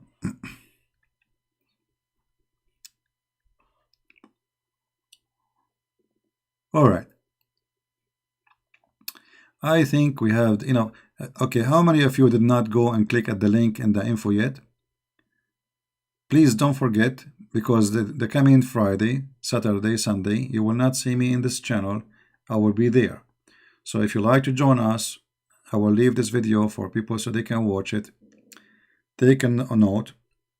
Click at the link in the info. It's down in the details of the video. And subscribe. Yeah, there's people, they enjoy conspiracy. Anything for them is conspiracy, you know.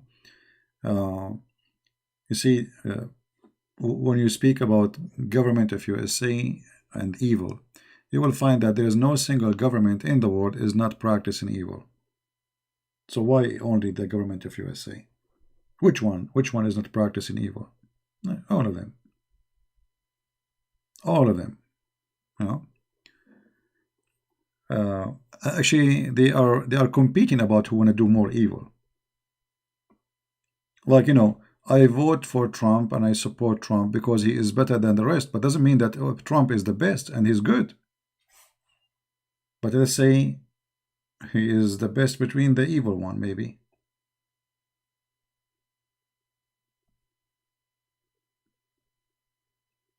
What we can say. They are all ugly. So let us say at least this guy is allowing the Christians. Obama, he was fighting Christianity and Christians for 8 years. This guy, maybe he is not really interested in Christianity, but because he want to earn their support in the election. Okay, no problem. Give him what he want. He gave us what we want. You know what I mean? Maybe he don't care for Christ. Maybe he is not a Christian. Maybe. But at least the Christians, they have their freedom. The Christians, you know, Obama was fighting Christianity to the point they stopped saying Merry Christmas. Like it turned to be Happy Holiday. You see, if the Democrats keep going in the agenda they have, in maybe 20, 30 years from now, they will make Christians discriminated as if they are living in the time of Rome, in the old days. No Christmas, no, nothing. The Bible, they are fighting it. They are taking crosses from mountains, from hills, from earth. Trump, he came, and then the Christians, they got their freedom back. So you can say whatever you want about the conspiracy in your head. At the end of the day, we judge the person by his fruit. So Trump, he have bad fruits, he have good fruits. But who of us don't have both in the same way? If there's any one of us here is an angel, all of us, we have had bad fruits. All of us. No exception.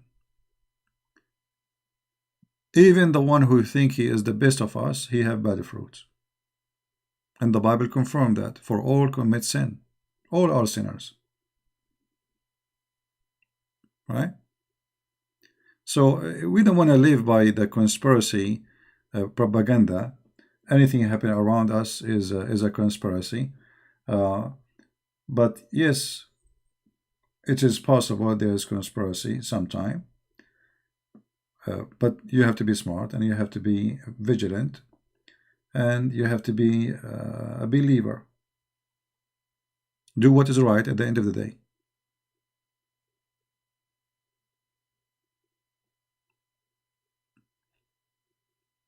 What time I will be in the weekend? This is why we are saying subscribe, my friend, because as I do here, I will post a pre-time. I mean, at least few hours before, saying I will be there at that time. That's it. So subscribe to the other channel, and that's it. You will find out. And be sure that you turn your notification on. And don't forget to subscribe to Patreon too, because in Patreon I post too that I am going to be live. If you subscribe in Patreon, you will be able to notified that I am going to be live.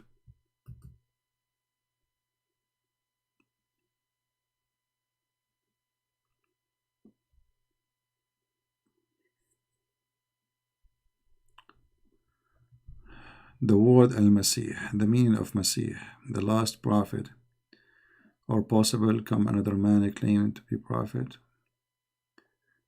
Does that mean the Masih is the last prophet?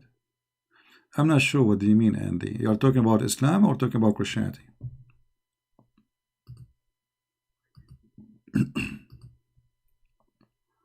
Because Al-Masih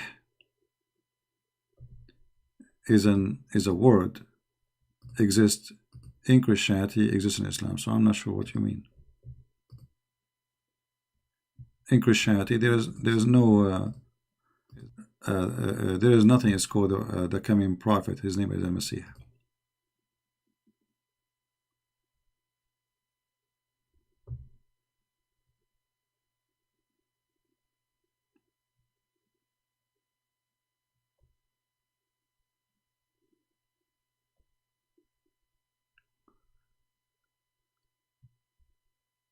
Air Church channel. What Air Church channel? I don't understand what people are saying. This is another channel. We go live in it in Saturday, Friday, Sunday. So if you like to join us, subscribe there. I mean, why it's complicated? In Friday, in Saturday, in Sunday, we will be in the channel, which is not this one, the one I'm posting the link for you in the chat. So subscribe. So can you join? You can join us and be with us.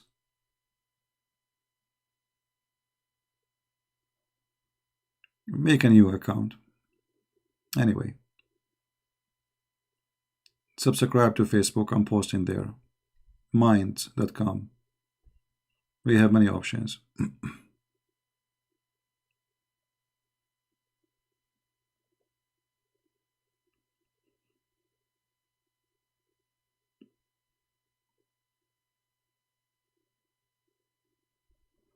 All right. Any other question? All right. Well, I think we are done for today. I'm glad to spend a good time with you guys. It's getting late here for me. If I want to eat Middle Eastern food, which one you recommend? That's a good question.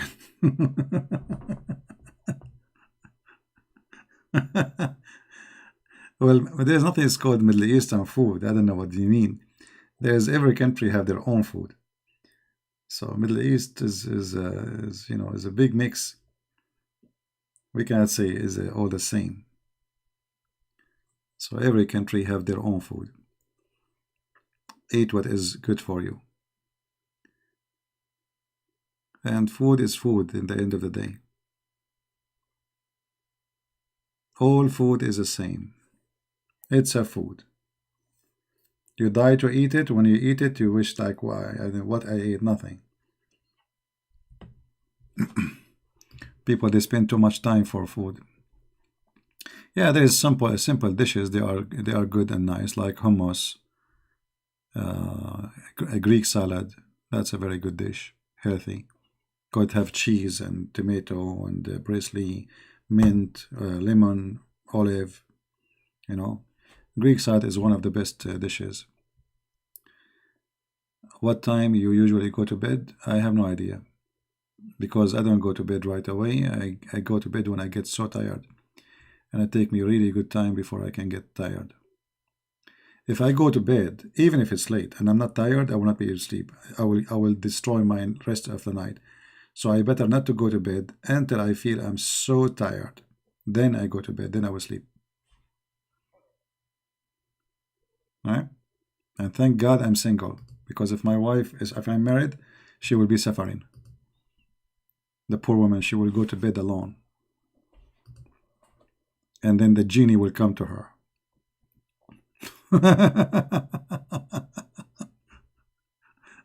The genie in the ball. Yeah.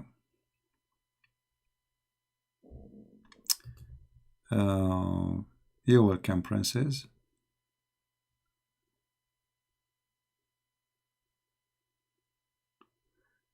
No, I sleep actually. I sleep good, you know, but I don't. You see, I eat once a day. If I eat more, I will not be able to sleep.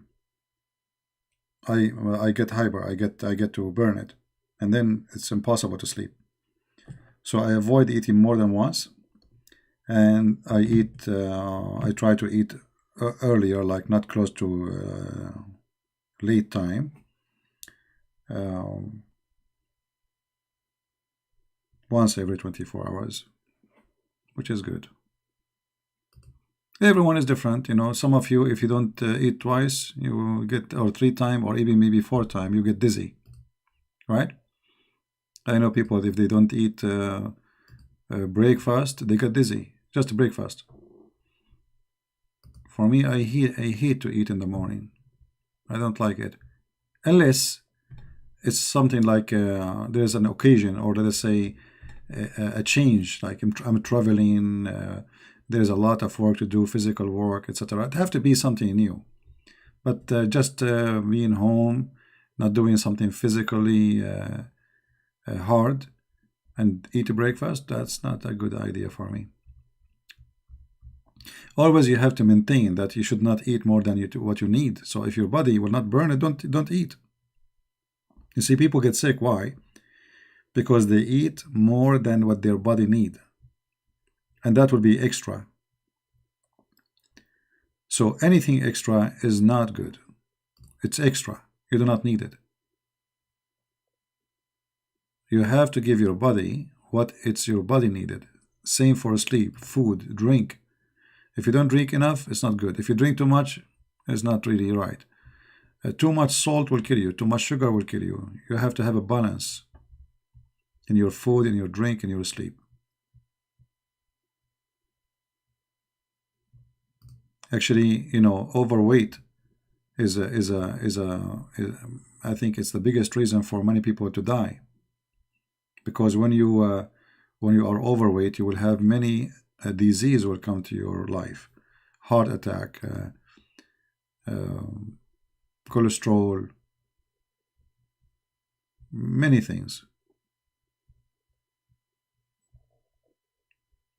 But maybe it's not easy for people to control their desire, temptation. You open TV, you see commercial about food, hamburger, sandwiches, snack, etc. So you find yourself automatically going to the refrigerator and grabbing something to eat. You know, people lose control. If you reach that point when you lose control about how when you should eat, then you will be always in trouble. You know, when I go on the street walk, there's some people you walk with them, they want to eat ice cream. They see ice cream, they want to buy ice cream. They see corn, they want to buy corn. They see whatever, anything they see in the street, they want to buy because they cannot. Their tongue run like a puppy. You know what I mean? It's like a puppy. When he smells something, that's it. He wanna get it. He cannot control himself. That will make you suffer a lot. For me, even if I see 1,000 dish of food and I'm walking the street, I have no desire. And actually, like when I go overseas, I go home, I cook at home. Most of the time, I don't trust really restaurants. You have no idea what those restaurants, what they have, the one who's cooking, what he touched before he put. God knows. God knows what are you eating. You know, some restaurant they use the same oil for frying for the last 6 months. Actually, I saw a documentary in China. They are using oil from the sewage. Oil from the sewage, using it in restaurant to fry food. From the sewage, imagine. Not like bad oil from, no, from the sewage. You know? So you don't know a restaurant what, you know, and you just put your trust in the person how good he is, and all of those people, they want to make money. And you know, for the sake of money, people kill. People rape. People take off their clothes, do porn. Money. So you go to a restaurant, you spend more money. You don't know what are you eating. And you might get corona as a tip in the top of it. Just cook at home. Don't you have a home? I prefer to fry an egg at home better than eating in a restaurant. I don't know what they are serving me. I don't trust restaurant. I don't like them. I eat only there, only if it is like, let's say, something will not get dirty. You know, I mean, like something barbecue. Something special if it's like, okay, like seafood. I like seafood, you know, but usually I avoid restaurants. I don't like them. There is some places, you know, the restaurant is supposedly super, but even those places you cannot trust. You never know. Cook by your hand, the food will be tasty, you know. Because it's your hand cook. Always you will like it.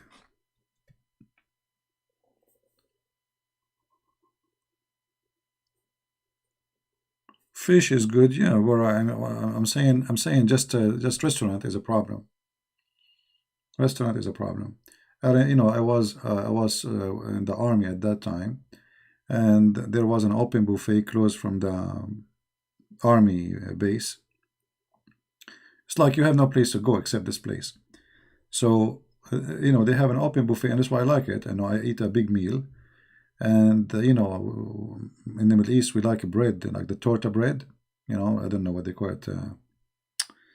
Anyway, like a Middle Eastern bread. So they have something similar, not Middle Eastern, but it's very close. So one day in the table, there's no bread. And I wanted to check, I want to ask the waiter. I mean, there's no waiter because it's an open buffet. So they put the food in the table, and you choose whatever you want to eat, and you sit in the table, and that's it. So I shouted, anybody here? Hello? You know, nobody came. So I went in the direction of the kitchen. And the more I get close inside the walkway, my feet start feeling stuck, you know, from the dirt. The floor is so sticky, like if you are walking in a gum. This is how dirty. When I arrived at the kitchen is so ugly, disgusting. You will not believe it. I felt I want to throw up immediately. And then after that, each time I remember that restaurant I eat there, I feel I feel the food when I come out from my mouth. I cannot believe it how filthy, dirty that restaurant is. Anyway, I reported them and they closed the restaurant. But imagine the restaurant outside is so beautiful. They have flowers. Everything is so clean. The dishes is so clean. I mean, you don't see anything. But when you go in the kitchen, oh boy, it is horrible. It is really horrible. And this is in America, where there is like a lot of control and etc. and blah blah, you know. So you can imagine. Yeah, you know, eating at home is the best way. First, you save money. You don't, you know, like if you think about it, how much money you spend if you eat outside. Most scenario, you will spend way more if you eat outside. Secondly, it's you know what you are cooking. You choose the meat of your choice. It's clean by your choice. It's trustworthy.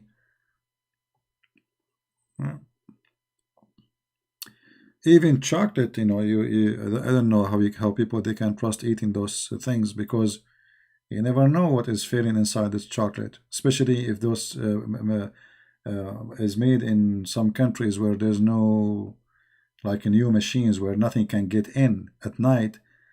Roaches, cockroaches, and insect, they can jump in the chocolate, and then what they do, they mix them together. So you will get a chocolate with a lot of a protein. Cockroach is a protein. Anyway, I don't want to damage your appetite for a restaurant, but for me, I eat only in restaurants if I have to. Unless is the restaurant is something special, like they have a crab, very fancy shrimp. That's a different story. But normally, I don't eat in restaurants. I don't like them. I don't trust them. All right. Oh yeah, I cook very good actually. My cooking is very good.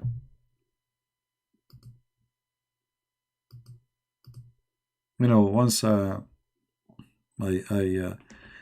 cooked for my mom, and she said, "Okay, I know that you are very clean and the house is so clean, so I'm not going to ask you who cleaned the house, but who cooked this food."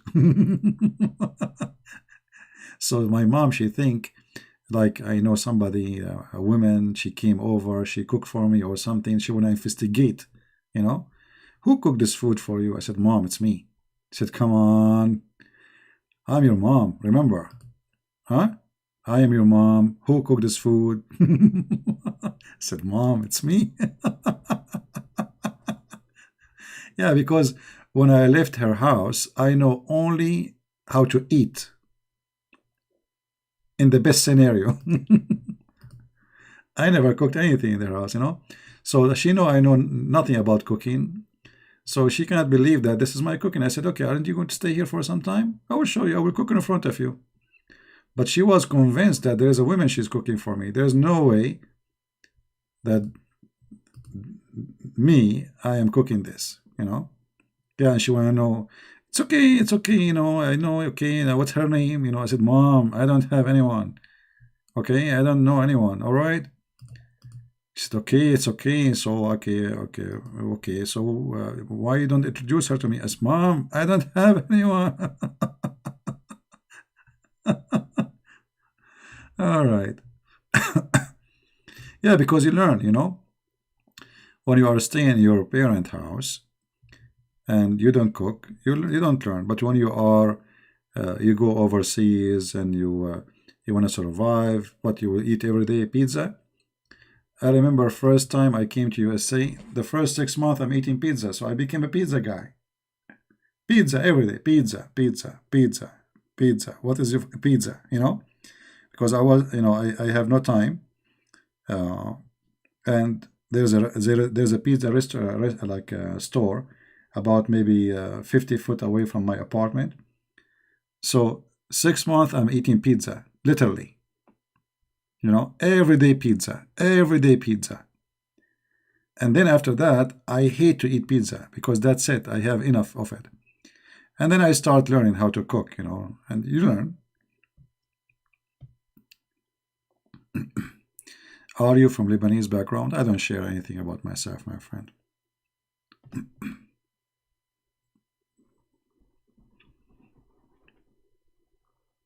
Well, I'm not against pizza, but you eat pizza, it's like eating eggs every day. You will have feather, they come in your skin later. So you start learning, you start cooking, and by time you became a chef. And actually men, they cook better than women. It's true. And I really cook very good, especially if I have time. But usually I like, I don't really care for food, so I do something fast, easy. Like today I made spaghetti.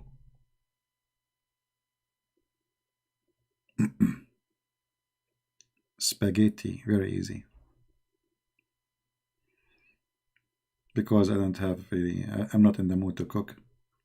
It's very fast, it's very easy, not a big deal.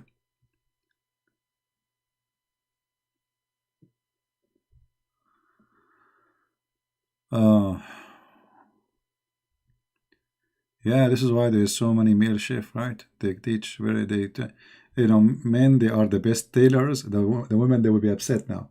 The best tailors, the best fashion designers, the best cook. No, actually, I do a lot of kind of food. I have very. I learned how to cook many kind of dishes. Very nice. But my favorite dish really is anything have tomato, and I love salad. Greek salad. I don't like salad, American salad. First time I ate salad in America, I remember it was second day I arrived, and then there is like in Middle Eastern occasion, like it's like a party, wedding party, something like this. So the waiter came and asked me, what do you like to eat? So I look at the menu, I don't know what is this. I saw salad. I said, okay, salad. So then the guy, he brought me a dish, have tomato, 2 pieces, 2 branches of what is called, lettuce. I mean, what is this salad? What is this? This is a bunch of grass in the dish. This is salad?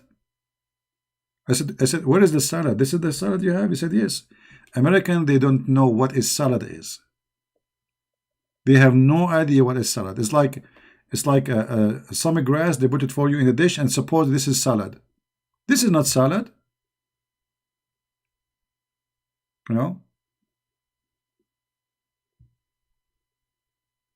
If you want to know what a salad is, let me show you. And the salad I make is the best.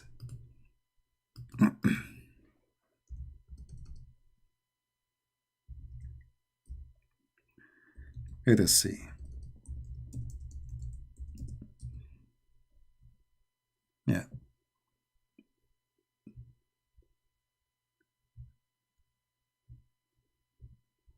Let us see if we can show you an example of what salad is. Yeah, American, they have no idea what... Actually, it's very weird, the salad they do. How even they can call that salad? I have no idea. There's no salad in the salad.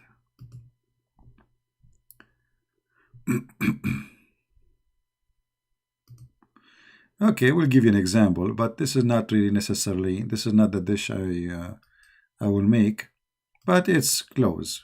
For us, I don't make the leaves are big because this is good for a goat. We make it smaller so it doesn't stuck in your throat. You see, when you make the leaf like this big, it might stuck in your throat. So you have to make it smaller. And the tomato have to be smaller too.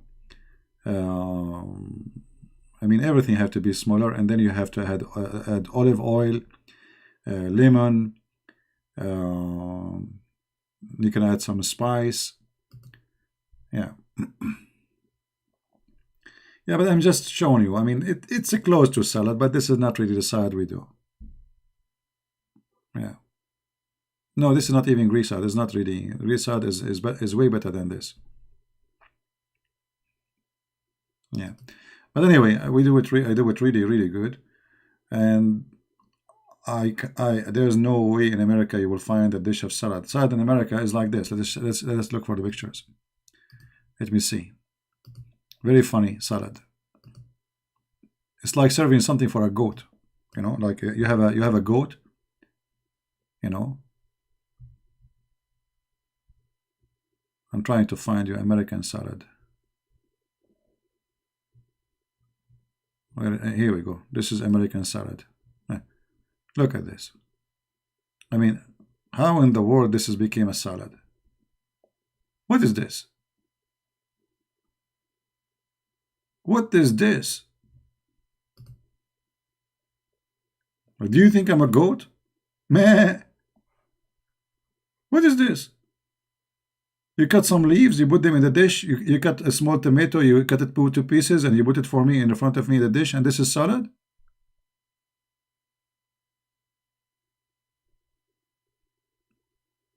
This is not salad.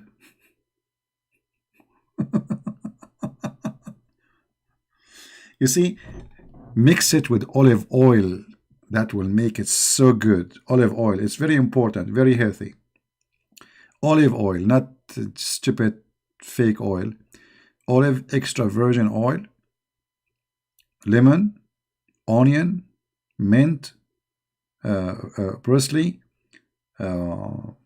especially if the mint, if you have two kinds of mint, there's the dry mint and the fresh mint. If you have them both, that will be perfect. Why? Because the fresh mint will give it the smell. The dry mint will give it the taste, which is very good. You know?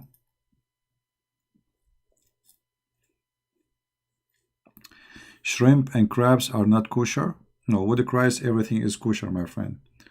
It's not what go inside the mouth make you dirty. It's what go from your mouth. So you are going by the Old Testament. This was made for the Jews to preserve them from illness and disease. You have wrong idea. Anyway, yeah, olive oil is very good, very healthy. It increases your, you stay young. Actually, if you always take olive oil, it's good for skin, good for the brain, good for vision. It's good for many things. Yeah, but this is, you see, this is not. Let me see if I can find you a dish close to.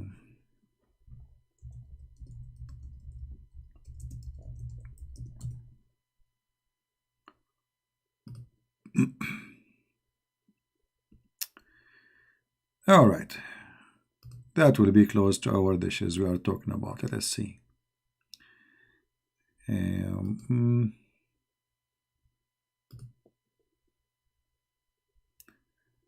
Where?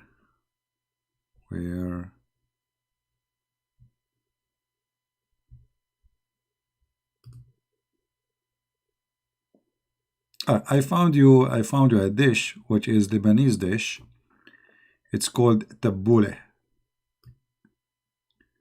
This dish is very delicious too. Very, very delicious.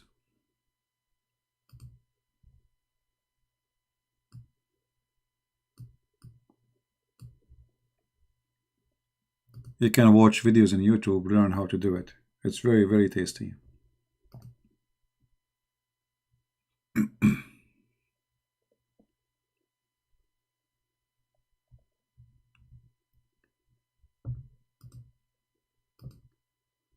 This is a salad. This is the salad I do. You see how it is? It's a very good mix of everything, and especially the olive oil. You put a lot of olive oil in it. onion, many things, you know. And especially if you add a cucumber, it give it a good smell and good taste too. Yeah, this is a salad, not the American salad. You know, that's what I'm talking about. So American salad have nothing to do with food. What do you think about vegan? I don't know what vegan means, Sophia.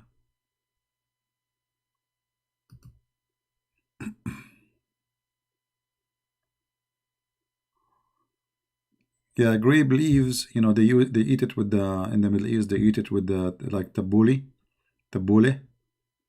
you know. So it is they use it like a bread for this kind of dish. So they bring uh, the small young leaves of the grape, not the big ones, because those are easy to eat. They are baby leaves, and they use them as a bread to eat with it.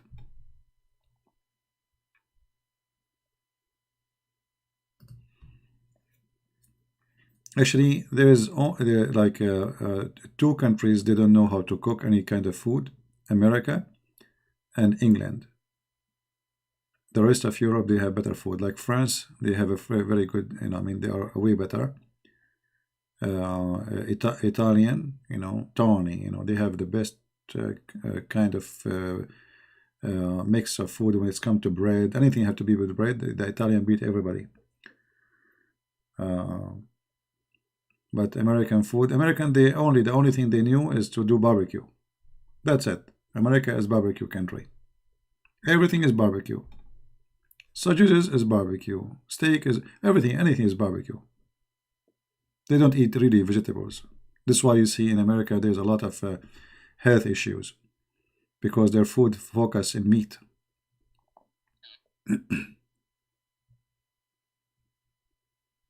All right. I have a neighbor, you know, he complained he hardly he can breathe, hardly he can walk, hardly he can talk, hardly he can sit. But the only thing is easy for him is to eat, you know, 3 pounds of a steak in a lunch. This is the only thing is easy for him. The rest is very hard. I have to get home because I cannot talk to you long, really. I have to get inside because I'm really tired. You cannot talk to me for 2 minutes standing, you know. It's so big, it's like maybe 500 pounds in the size of a car. But he have time, you know, he can stand next to the barbecue. You know, he's standing next to the barbecue as if he is really Superman, you know. But the second the food is done, he eat, that's it. He's gone. His history. He's sitting the lazy boy, he can't move anymore. Yeah, welcome to America. Yeah, well, most of American they don't eat really vegetables. They concentrate in meat. You know, most of American. Maybe like maybe now they are focusing in. You see, look at this dish here. You see, here there's a problem with this dish. Even it's look nice, but they are making the pieces very big. This is very big. You should not make it that big. You should make it smaller. Yeah, like this. Maybe smaller too. But people, they get lazy, so they make it big because this is faster to finish the dish, make it ready. But the smaller will make a better mix and easy to swallow and to digest. But those kind of dishes, not only healthy, they make you relax and you sleep easy.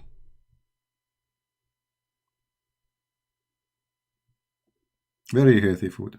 You know, I encourage actually each one of you, if you can make an additional salad every day, beside whatever food you eat. For me, I love to eat it as it is, salad as it is, you know. I don't mind to eat salad for, but you know, but in USA, I mean, the food is limited. You go to different country, you go to Asia, you have a lot of kind of vegetables, a lot of things. Here we don't have the same as they do have there.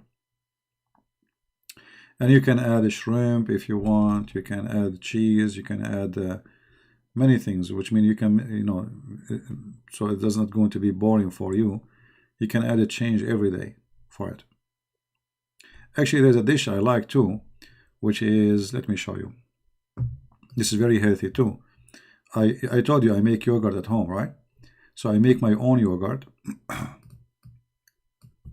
This is very easy dish. Anyone can make. Doesn't take time.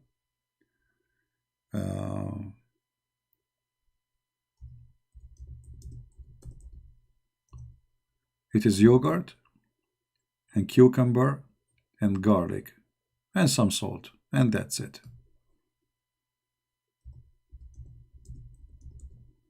Fantastic dish,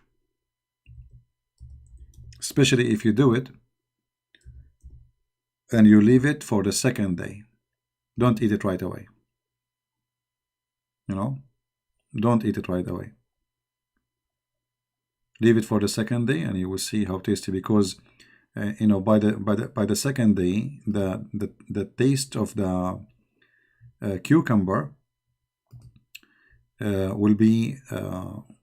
I mean, the smell, the taste will be all over, and the garlic too. And for sure, using fresh garlic. And then the yogurt will taste so good. This is a very healthy dish. I love it. Maybe we should make some videos about those dishes, how to make them, right? Yeah, I mean, it's fantastic dishes. It's very easy, you know. Just bring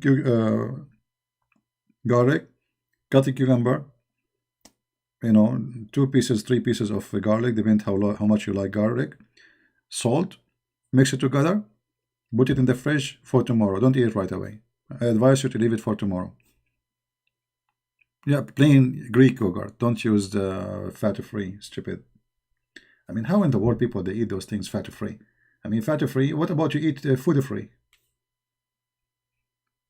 Fat-free. They took all the benefit from it. So you're eating nothing. Yeah, it's just yogurt. Cut the cucumber. Some mint. Mint will give it very nice taste too and smell. Garlic, salt. Mix it. Cover it, put it in the fridge, eat it tomorrow. Very, very nice. And I never buy yogurt from the store. I always make my own yogurt.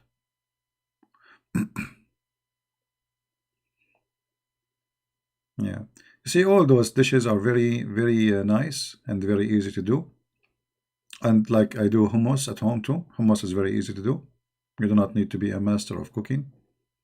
Very, very easy to do. And it's very tasty. I add hummus with it, tahini. You know tahini? Tahini and lemon. It is so good. All of this is very delicious, nice, healthy.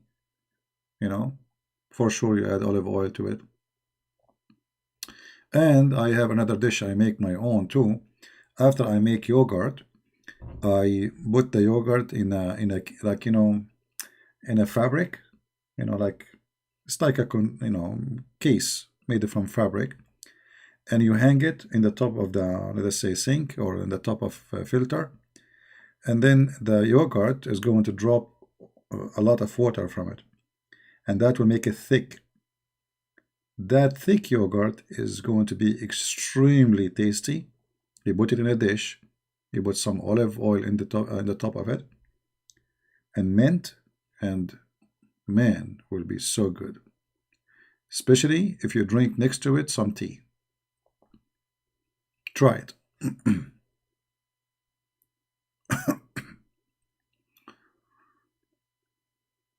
Yeah, they call it lebna. Yeah, lebna. This is the core of the yogurt, which means it's like kind of a little bit of dry yogurt. Not a dry, really dry, but it's mean you took a lot of the water from the yogurt. Very tasty.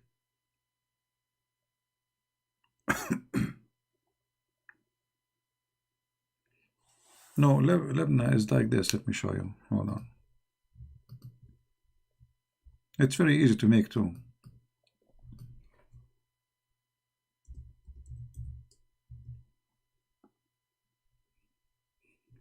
Here we go. This is the dish I'm talking about, which is nothing but yogurt. You dry the water from it, and that will make it more thick.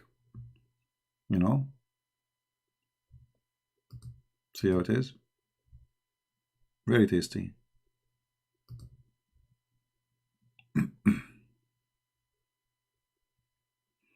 and you put olive oil in the middle. That will be very yummy, and mint. My future wife.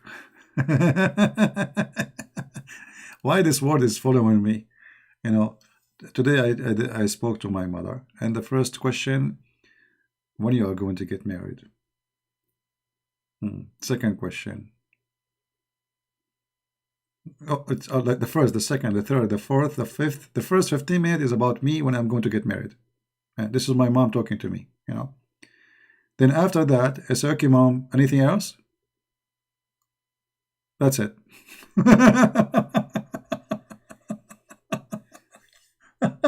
Each time I talk to her, the same questions.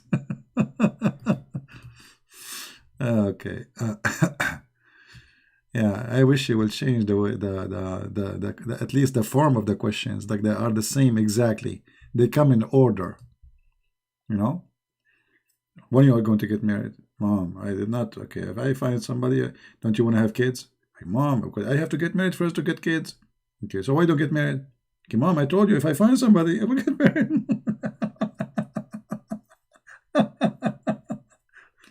Your friends already they are married. They know, mom, that's it. Okay, I get it. Okay, you know. And second time she called the same questions. Exactly. Yeah. Yeah, Middle Eastern lady, you know what you can say. See, this is the art of like when you do food and you make it by your own, you can make some art and make it more attractive, you know, for people. For me, I like to add some hot spice in the top too, you know. And if you have Kalamata olive, that would be fantastic. Kalamata is one of the best olive ever. Greek olive. Yeah. All right.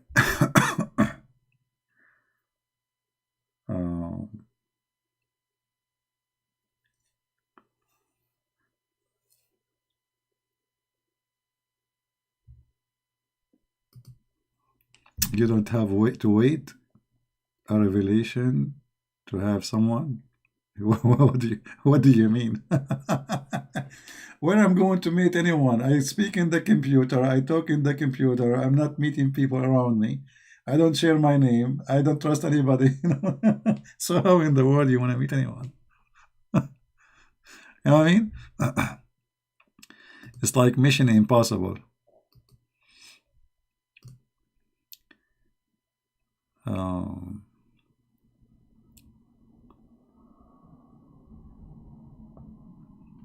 Yeah, anyway, I mean, making your own food make you first feel better about what you do. You enjoy it more. It will be tasty because it's your own made, and healthy because you know what you did, and you will not feed yourself something bad, you know. And actually, the salad is one of the most important dish. I advise all of you to eat it because it can really do a lot of good things to your body.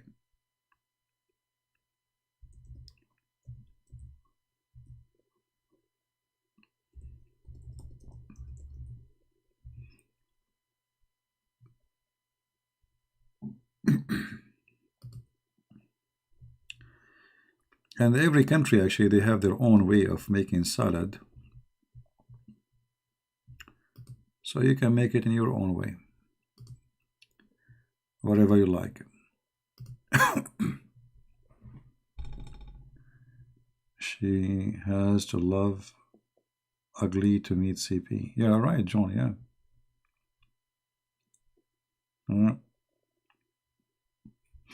You know, the look of a human being is not really the most important. Maybe first time you meet a person, you will be like the look. For most of, I don't know, like most of people, they think about the look too much, right? But the look after some time will disappear, which means you will not even see it. Let us say you met a woman, she is so beautiful. First time, like, wow, she is so really good. You know, she look good. Or you know, you are a girl, you met a man. But then after you start talking to this person, knowing each other, the look will disappear and the person will appear. So if the look does not match with what you like, then the look will look ugly. And it can be the opposite. A person who don't look good, but you know, when you start knowing this person, you like a lot what this person is about, then the bad look, which you think it's supposed to, it's not, you don't look good, you know what I mean? Then that will disappear. So either way is going to happen. Either you will like this person more, and then you will forget about how he look, regardless if he's good looking or not good looking. Or the opposite. Right? Are you really ugly? I'm not sure really, but I get scared when I see myself, you know. I don't know, maybe if you see me, you don't see me ugly, I don't know. I'm qualified to be Prophet Muhammad. This is how bad it is. Right?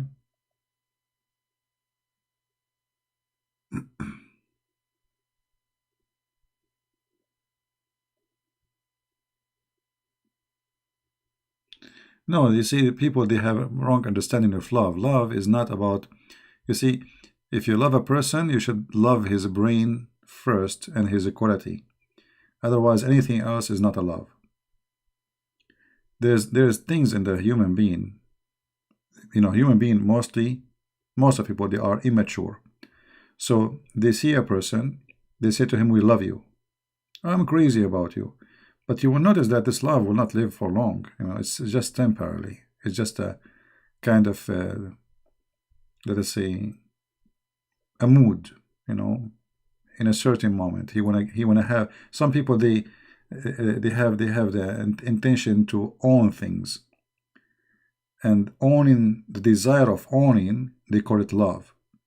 So they die to get what they love to have, but after they have it, they throw it away, like kids. That is not love. Those are kids. And that's why we see a lot of divorce happen and people, they are unhappy in their marriage, etc. There is people who are mature, they love the quality, which is going to be better and better by time, because quality, you see, it's the same as a tough concrete. The more you sand it, the more smooth it will be. So time will make it more nicer. So if you love a quality of a person, the quality, and the quality is real, the quality will never change to bad, is going to be good and even better in the future. That is, if you love that such a quality, that is a true love. The rest is just a desire. Desire of a woman, she is beautiful. Desire of a man, maybe you're a woman, you like how he look like. Some women, they are interested of a man, he's tall. The second you say he's tall, they are interested. Some women, they like men who they have muscles. I mean, women, they have their own interest, the same as men. But all of this is garbage. That will not live for long. Right?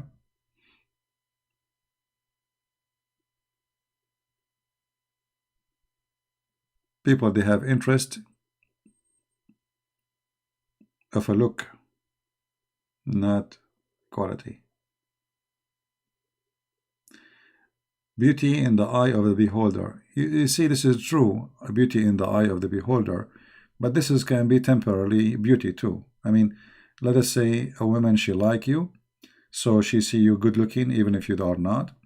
But that later she can switch. The same eye can see you ugly again, because the moment she saw you good looking, she is under influence of something. It was not real. So if that influence go, reality will come, and then she will see you a bad looking again. This is why it's very important, if you love the person for the quality, not for a look, not for description. For everything change except that one. You see, you grow old, you get you lose your look, you have wrinkles, etc. But there is something never grow old. That's your wisdom quality. The rest will go. But most of people, they always live by the look. You know, they eat a dish because it look good, not because it tastes good. As simple as that.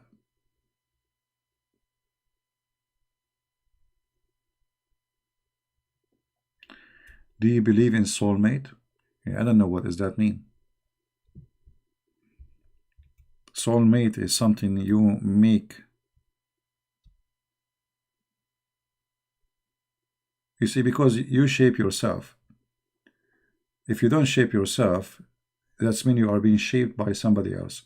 So your soul or yourself, you are a person who come to a time where you think you are mature, you want to get married, right?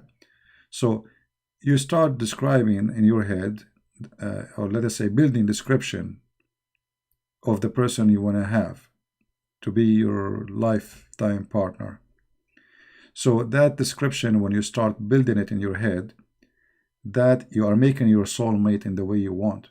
So now in the future, anyone come and he match this description in your head, you think this is your soulmate. But the fact, it's you who shaped that soulmate. It's not, he's not exist. It is you who pre-decide in your head how he will be. So if you could not get the same exactly, you might compromise of some things in your list. Okay, he is not, etc. But he have this and this and that. Okay, that's it. So soulmate is something you create. It's not real.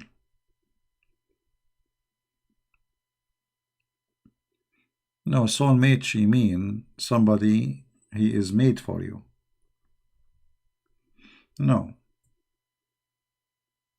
Because at the end of the day, it's you making a choice. And most of people, they have a pre-decision about who is going to be. There's some women, they want to marry a rich man. That's it. This is her soulmate. She think her happiness is having a rich man. Actually, one of the funny things about some ladies, they say to you, you know, there is do you know how many men they ask for my hand? Okay, why you are telling me this? And do you know how many rich men they ask for my hand? Okay, I'm poor. You know, why you are telling me this? This is one of the things women they do usually, and they make men run away. If there is many men they are asking for your hand, so why you are okay? Go. Why you are telling somebody? You know, you have to be smart. You have to ask yourself before you open your mouth why you are saying those words. If you think that will attract a man to you, no, he will run away. If you want to tell him that's a famous person, he want to marry you, and he said no, you just made him run. Because now, even if you think he wanna ask for you, they, you know, he will say, okay, well, that guy is rich, and she said, no, I am poor. So he will run. So instead of making something good happen, you made him run. Don't be stupid. Shut up. Can you explain Quran? My friend, forget about Quran. Look at this salad. This is 1 million times better than the Quran. Forget about the stupid Quran for now.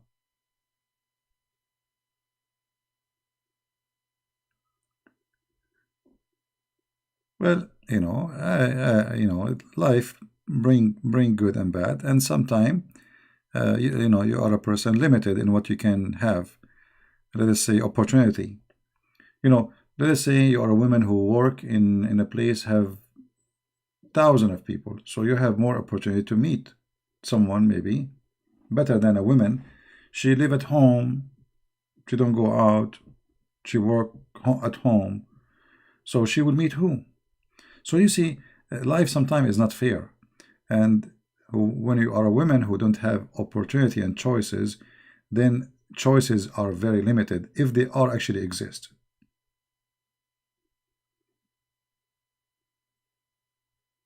You know what I mean?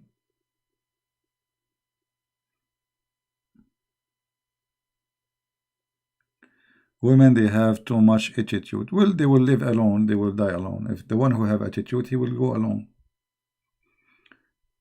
When a person he have, you know, if you are not easygoing, smart, intellect, uh, uh, down to earth, you are the only loser. You will lose.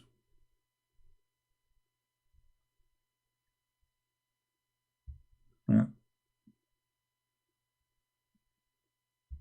yeah, and absolutely, life is not fair. You will see somebody. She's maybe very wonderful woman, but she have no opportunity to meet anyone. How she will meet a good man, you know? So she ain't marrying anyone who asks for her hand because nobody is asking anyway. Have you ever think about having children? Yeah, maybe 7, 8, 10, not more. 12 maybe, 15 maximum. Let's say 21. If she want, we can make them 24, 28 maybe. But not more than 30, 31, 32. In the best scenario, maybe 40.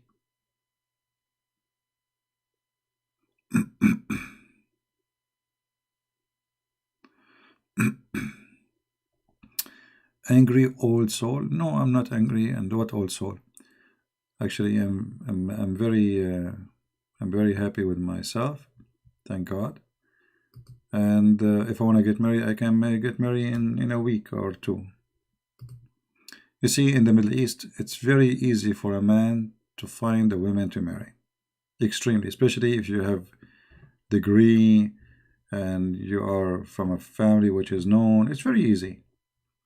You will find a guy he is 70 years old marrying 18 years old. The only one who suffer from finding a spouse in the Middle East or Middle Eastern is women, not the men. Everybody know that.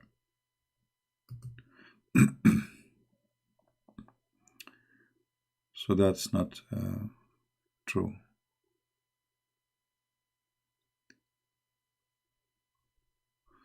I would rather to live alone the rest of my life than married someone and not happy. Yui Hayamawari. Okay, Yui. Yeah, the purpose of, if you cannot be happy, I mean, what the point of anything, right? How old I am? I'm very old. Actually, my mom, she don't remember when she gave birth to me. She said to me, between 18, 20, and maybe 2020. So like there's a 100 year missing in the calendar of my mom. She don't remember. Why you don't choose from your family? How many women want to marry you? I don't like to marry from relatives. That's not right. Never marry a relative. Maybe 69, not 70. Exactly.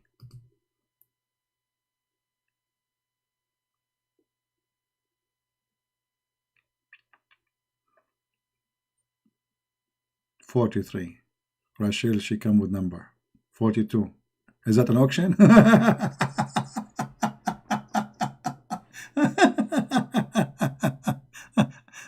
30.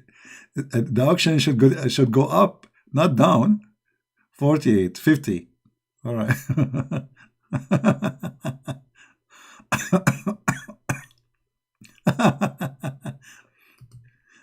Oh boy. Oh, my friend, age is not what concern. It's how healthy you are, healthy in the brain. So if about age, I'm really old since I was really, really young. I mean, since I was really 16, 17, I was really old, already very old. I always find myself strange between people of my age. This is why I don't like to associate with them. I use always to like to sit with older people. Right? Yeah, actually, I need to sleep. I can feel it now. You see, I told you when I feel tired, I sleep. That's it. if I try to go to sleep before it's time. So again, please don't forget to subscribe to this the other channel. Again, Friday, Saturday, Sunday, we will be live in the other channel. I'm born 22 after Hijrah. Okay. I'm 25 years old. Actually, I don't like to go back on age. You see, people who they are scared of their age, they never enjoy their life. For me, the important is, am I today is better than yesterday? And that is the good question. If yes, I enjoy my age. If not, I wish to go back. Right? But you cannot go back anyway. But if you are today better than yesterday, then enjoy today. And the best thing you can do is examine what yesterday was and compare it with today. And if today is not good, you have to work in it so you can make tomorrow better.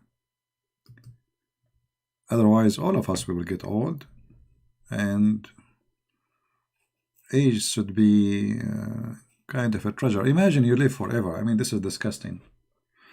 For me, actually, and maybe some of you will not like what I will say. For me, like when we talk about death, I found that death is very interesting and very, very satisfying, because a human being, if a person who live forever, or he have an idea he is living forever, he will be very evil. You see, like maybe next time we go in the quality of life, we talk about this. We saw what happened with coronavirus. Just a little tiny virus showed the whole world how weak a human being is and how easy to collapse. 24 hours, 3 days maximum, you are dead. And then all the medicine in the world exists, it's found to be zero, cannot help you. So imagine if a human being, he live forever, how evil he will be. Imagine if a human being is like zombie, you shoot him, he come back to life immediately. Nothing can kill him. So death is a mercy for a human being.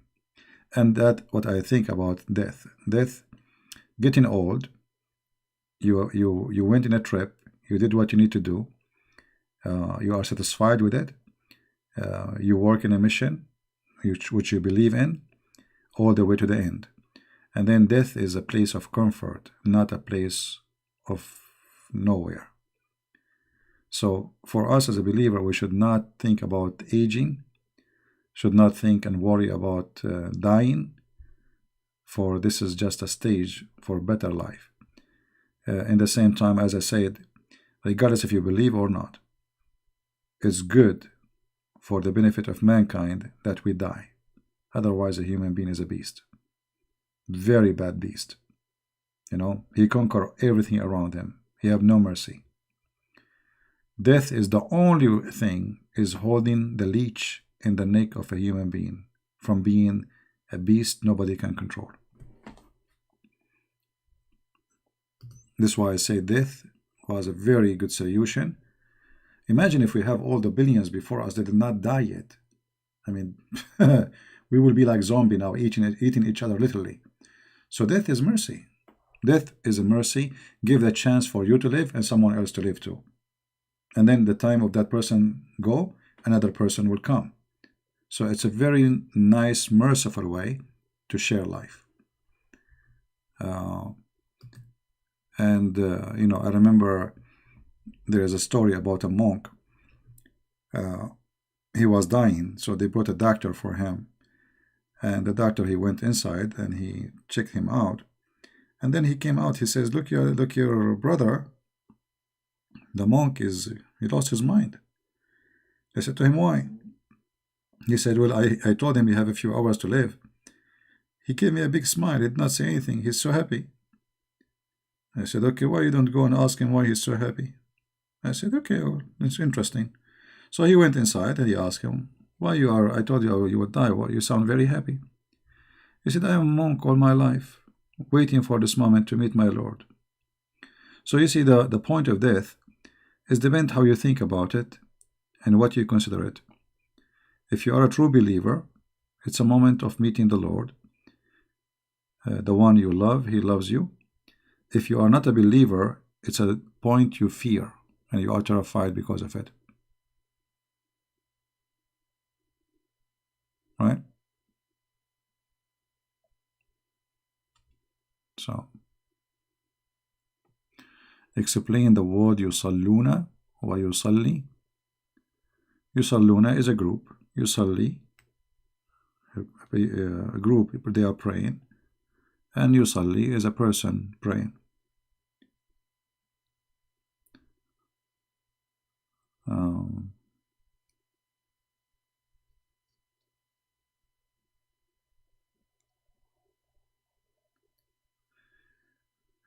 All right. Okay.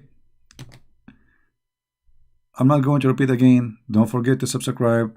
The link is there. Click in it. Subscribe. We will be there Friday, Saturday, Sunday, and we will take call, and people we will have a nice conversation. We will have a good time every week. We as a Christians, we can talk about everything. We can open any topic. People they can call, and we will talk, as a family, as a friends. And you don't have to agree with me anything. I don't have to agree with you, but we can share the good for the sake of our good God. All right. So thank you very much for being here, guys. Don't forget to make the salad I told you to do. It's very tasty and very delicious. All right. It's good for your kids, good for your health. And the more green you eat, the more flourish you will look. And don't forget the olive oil. It's mentioned in the Bible for a reason. Thank you, and may the Lord bless you. Take care. Bye-bye.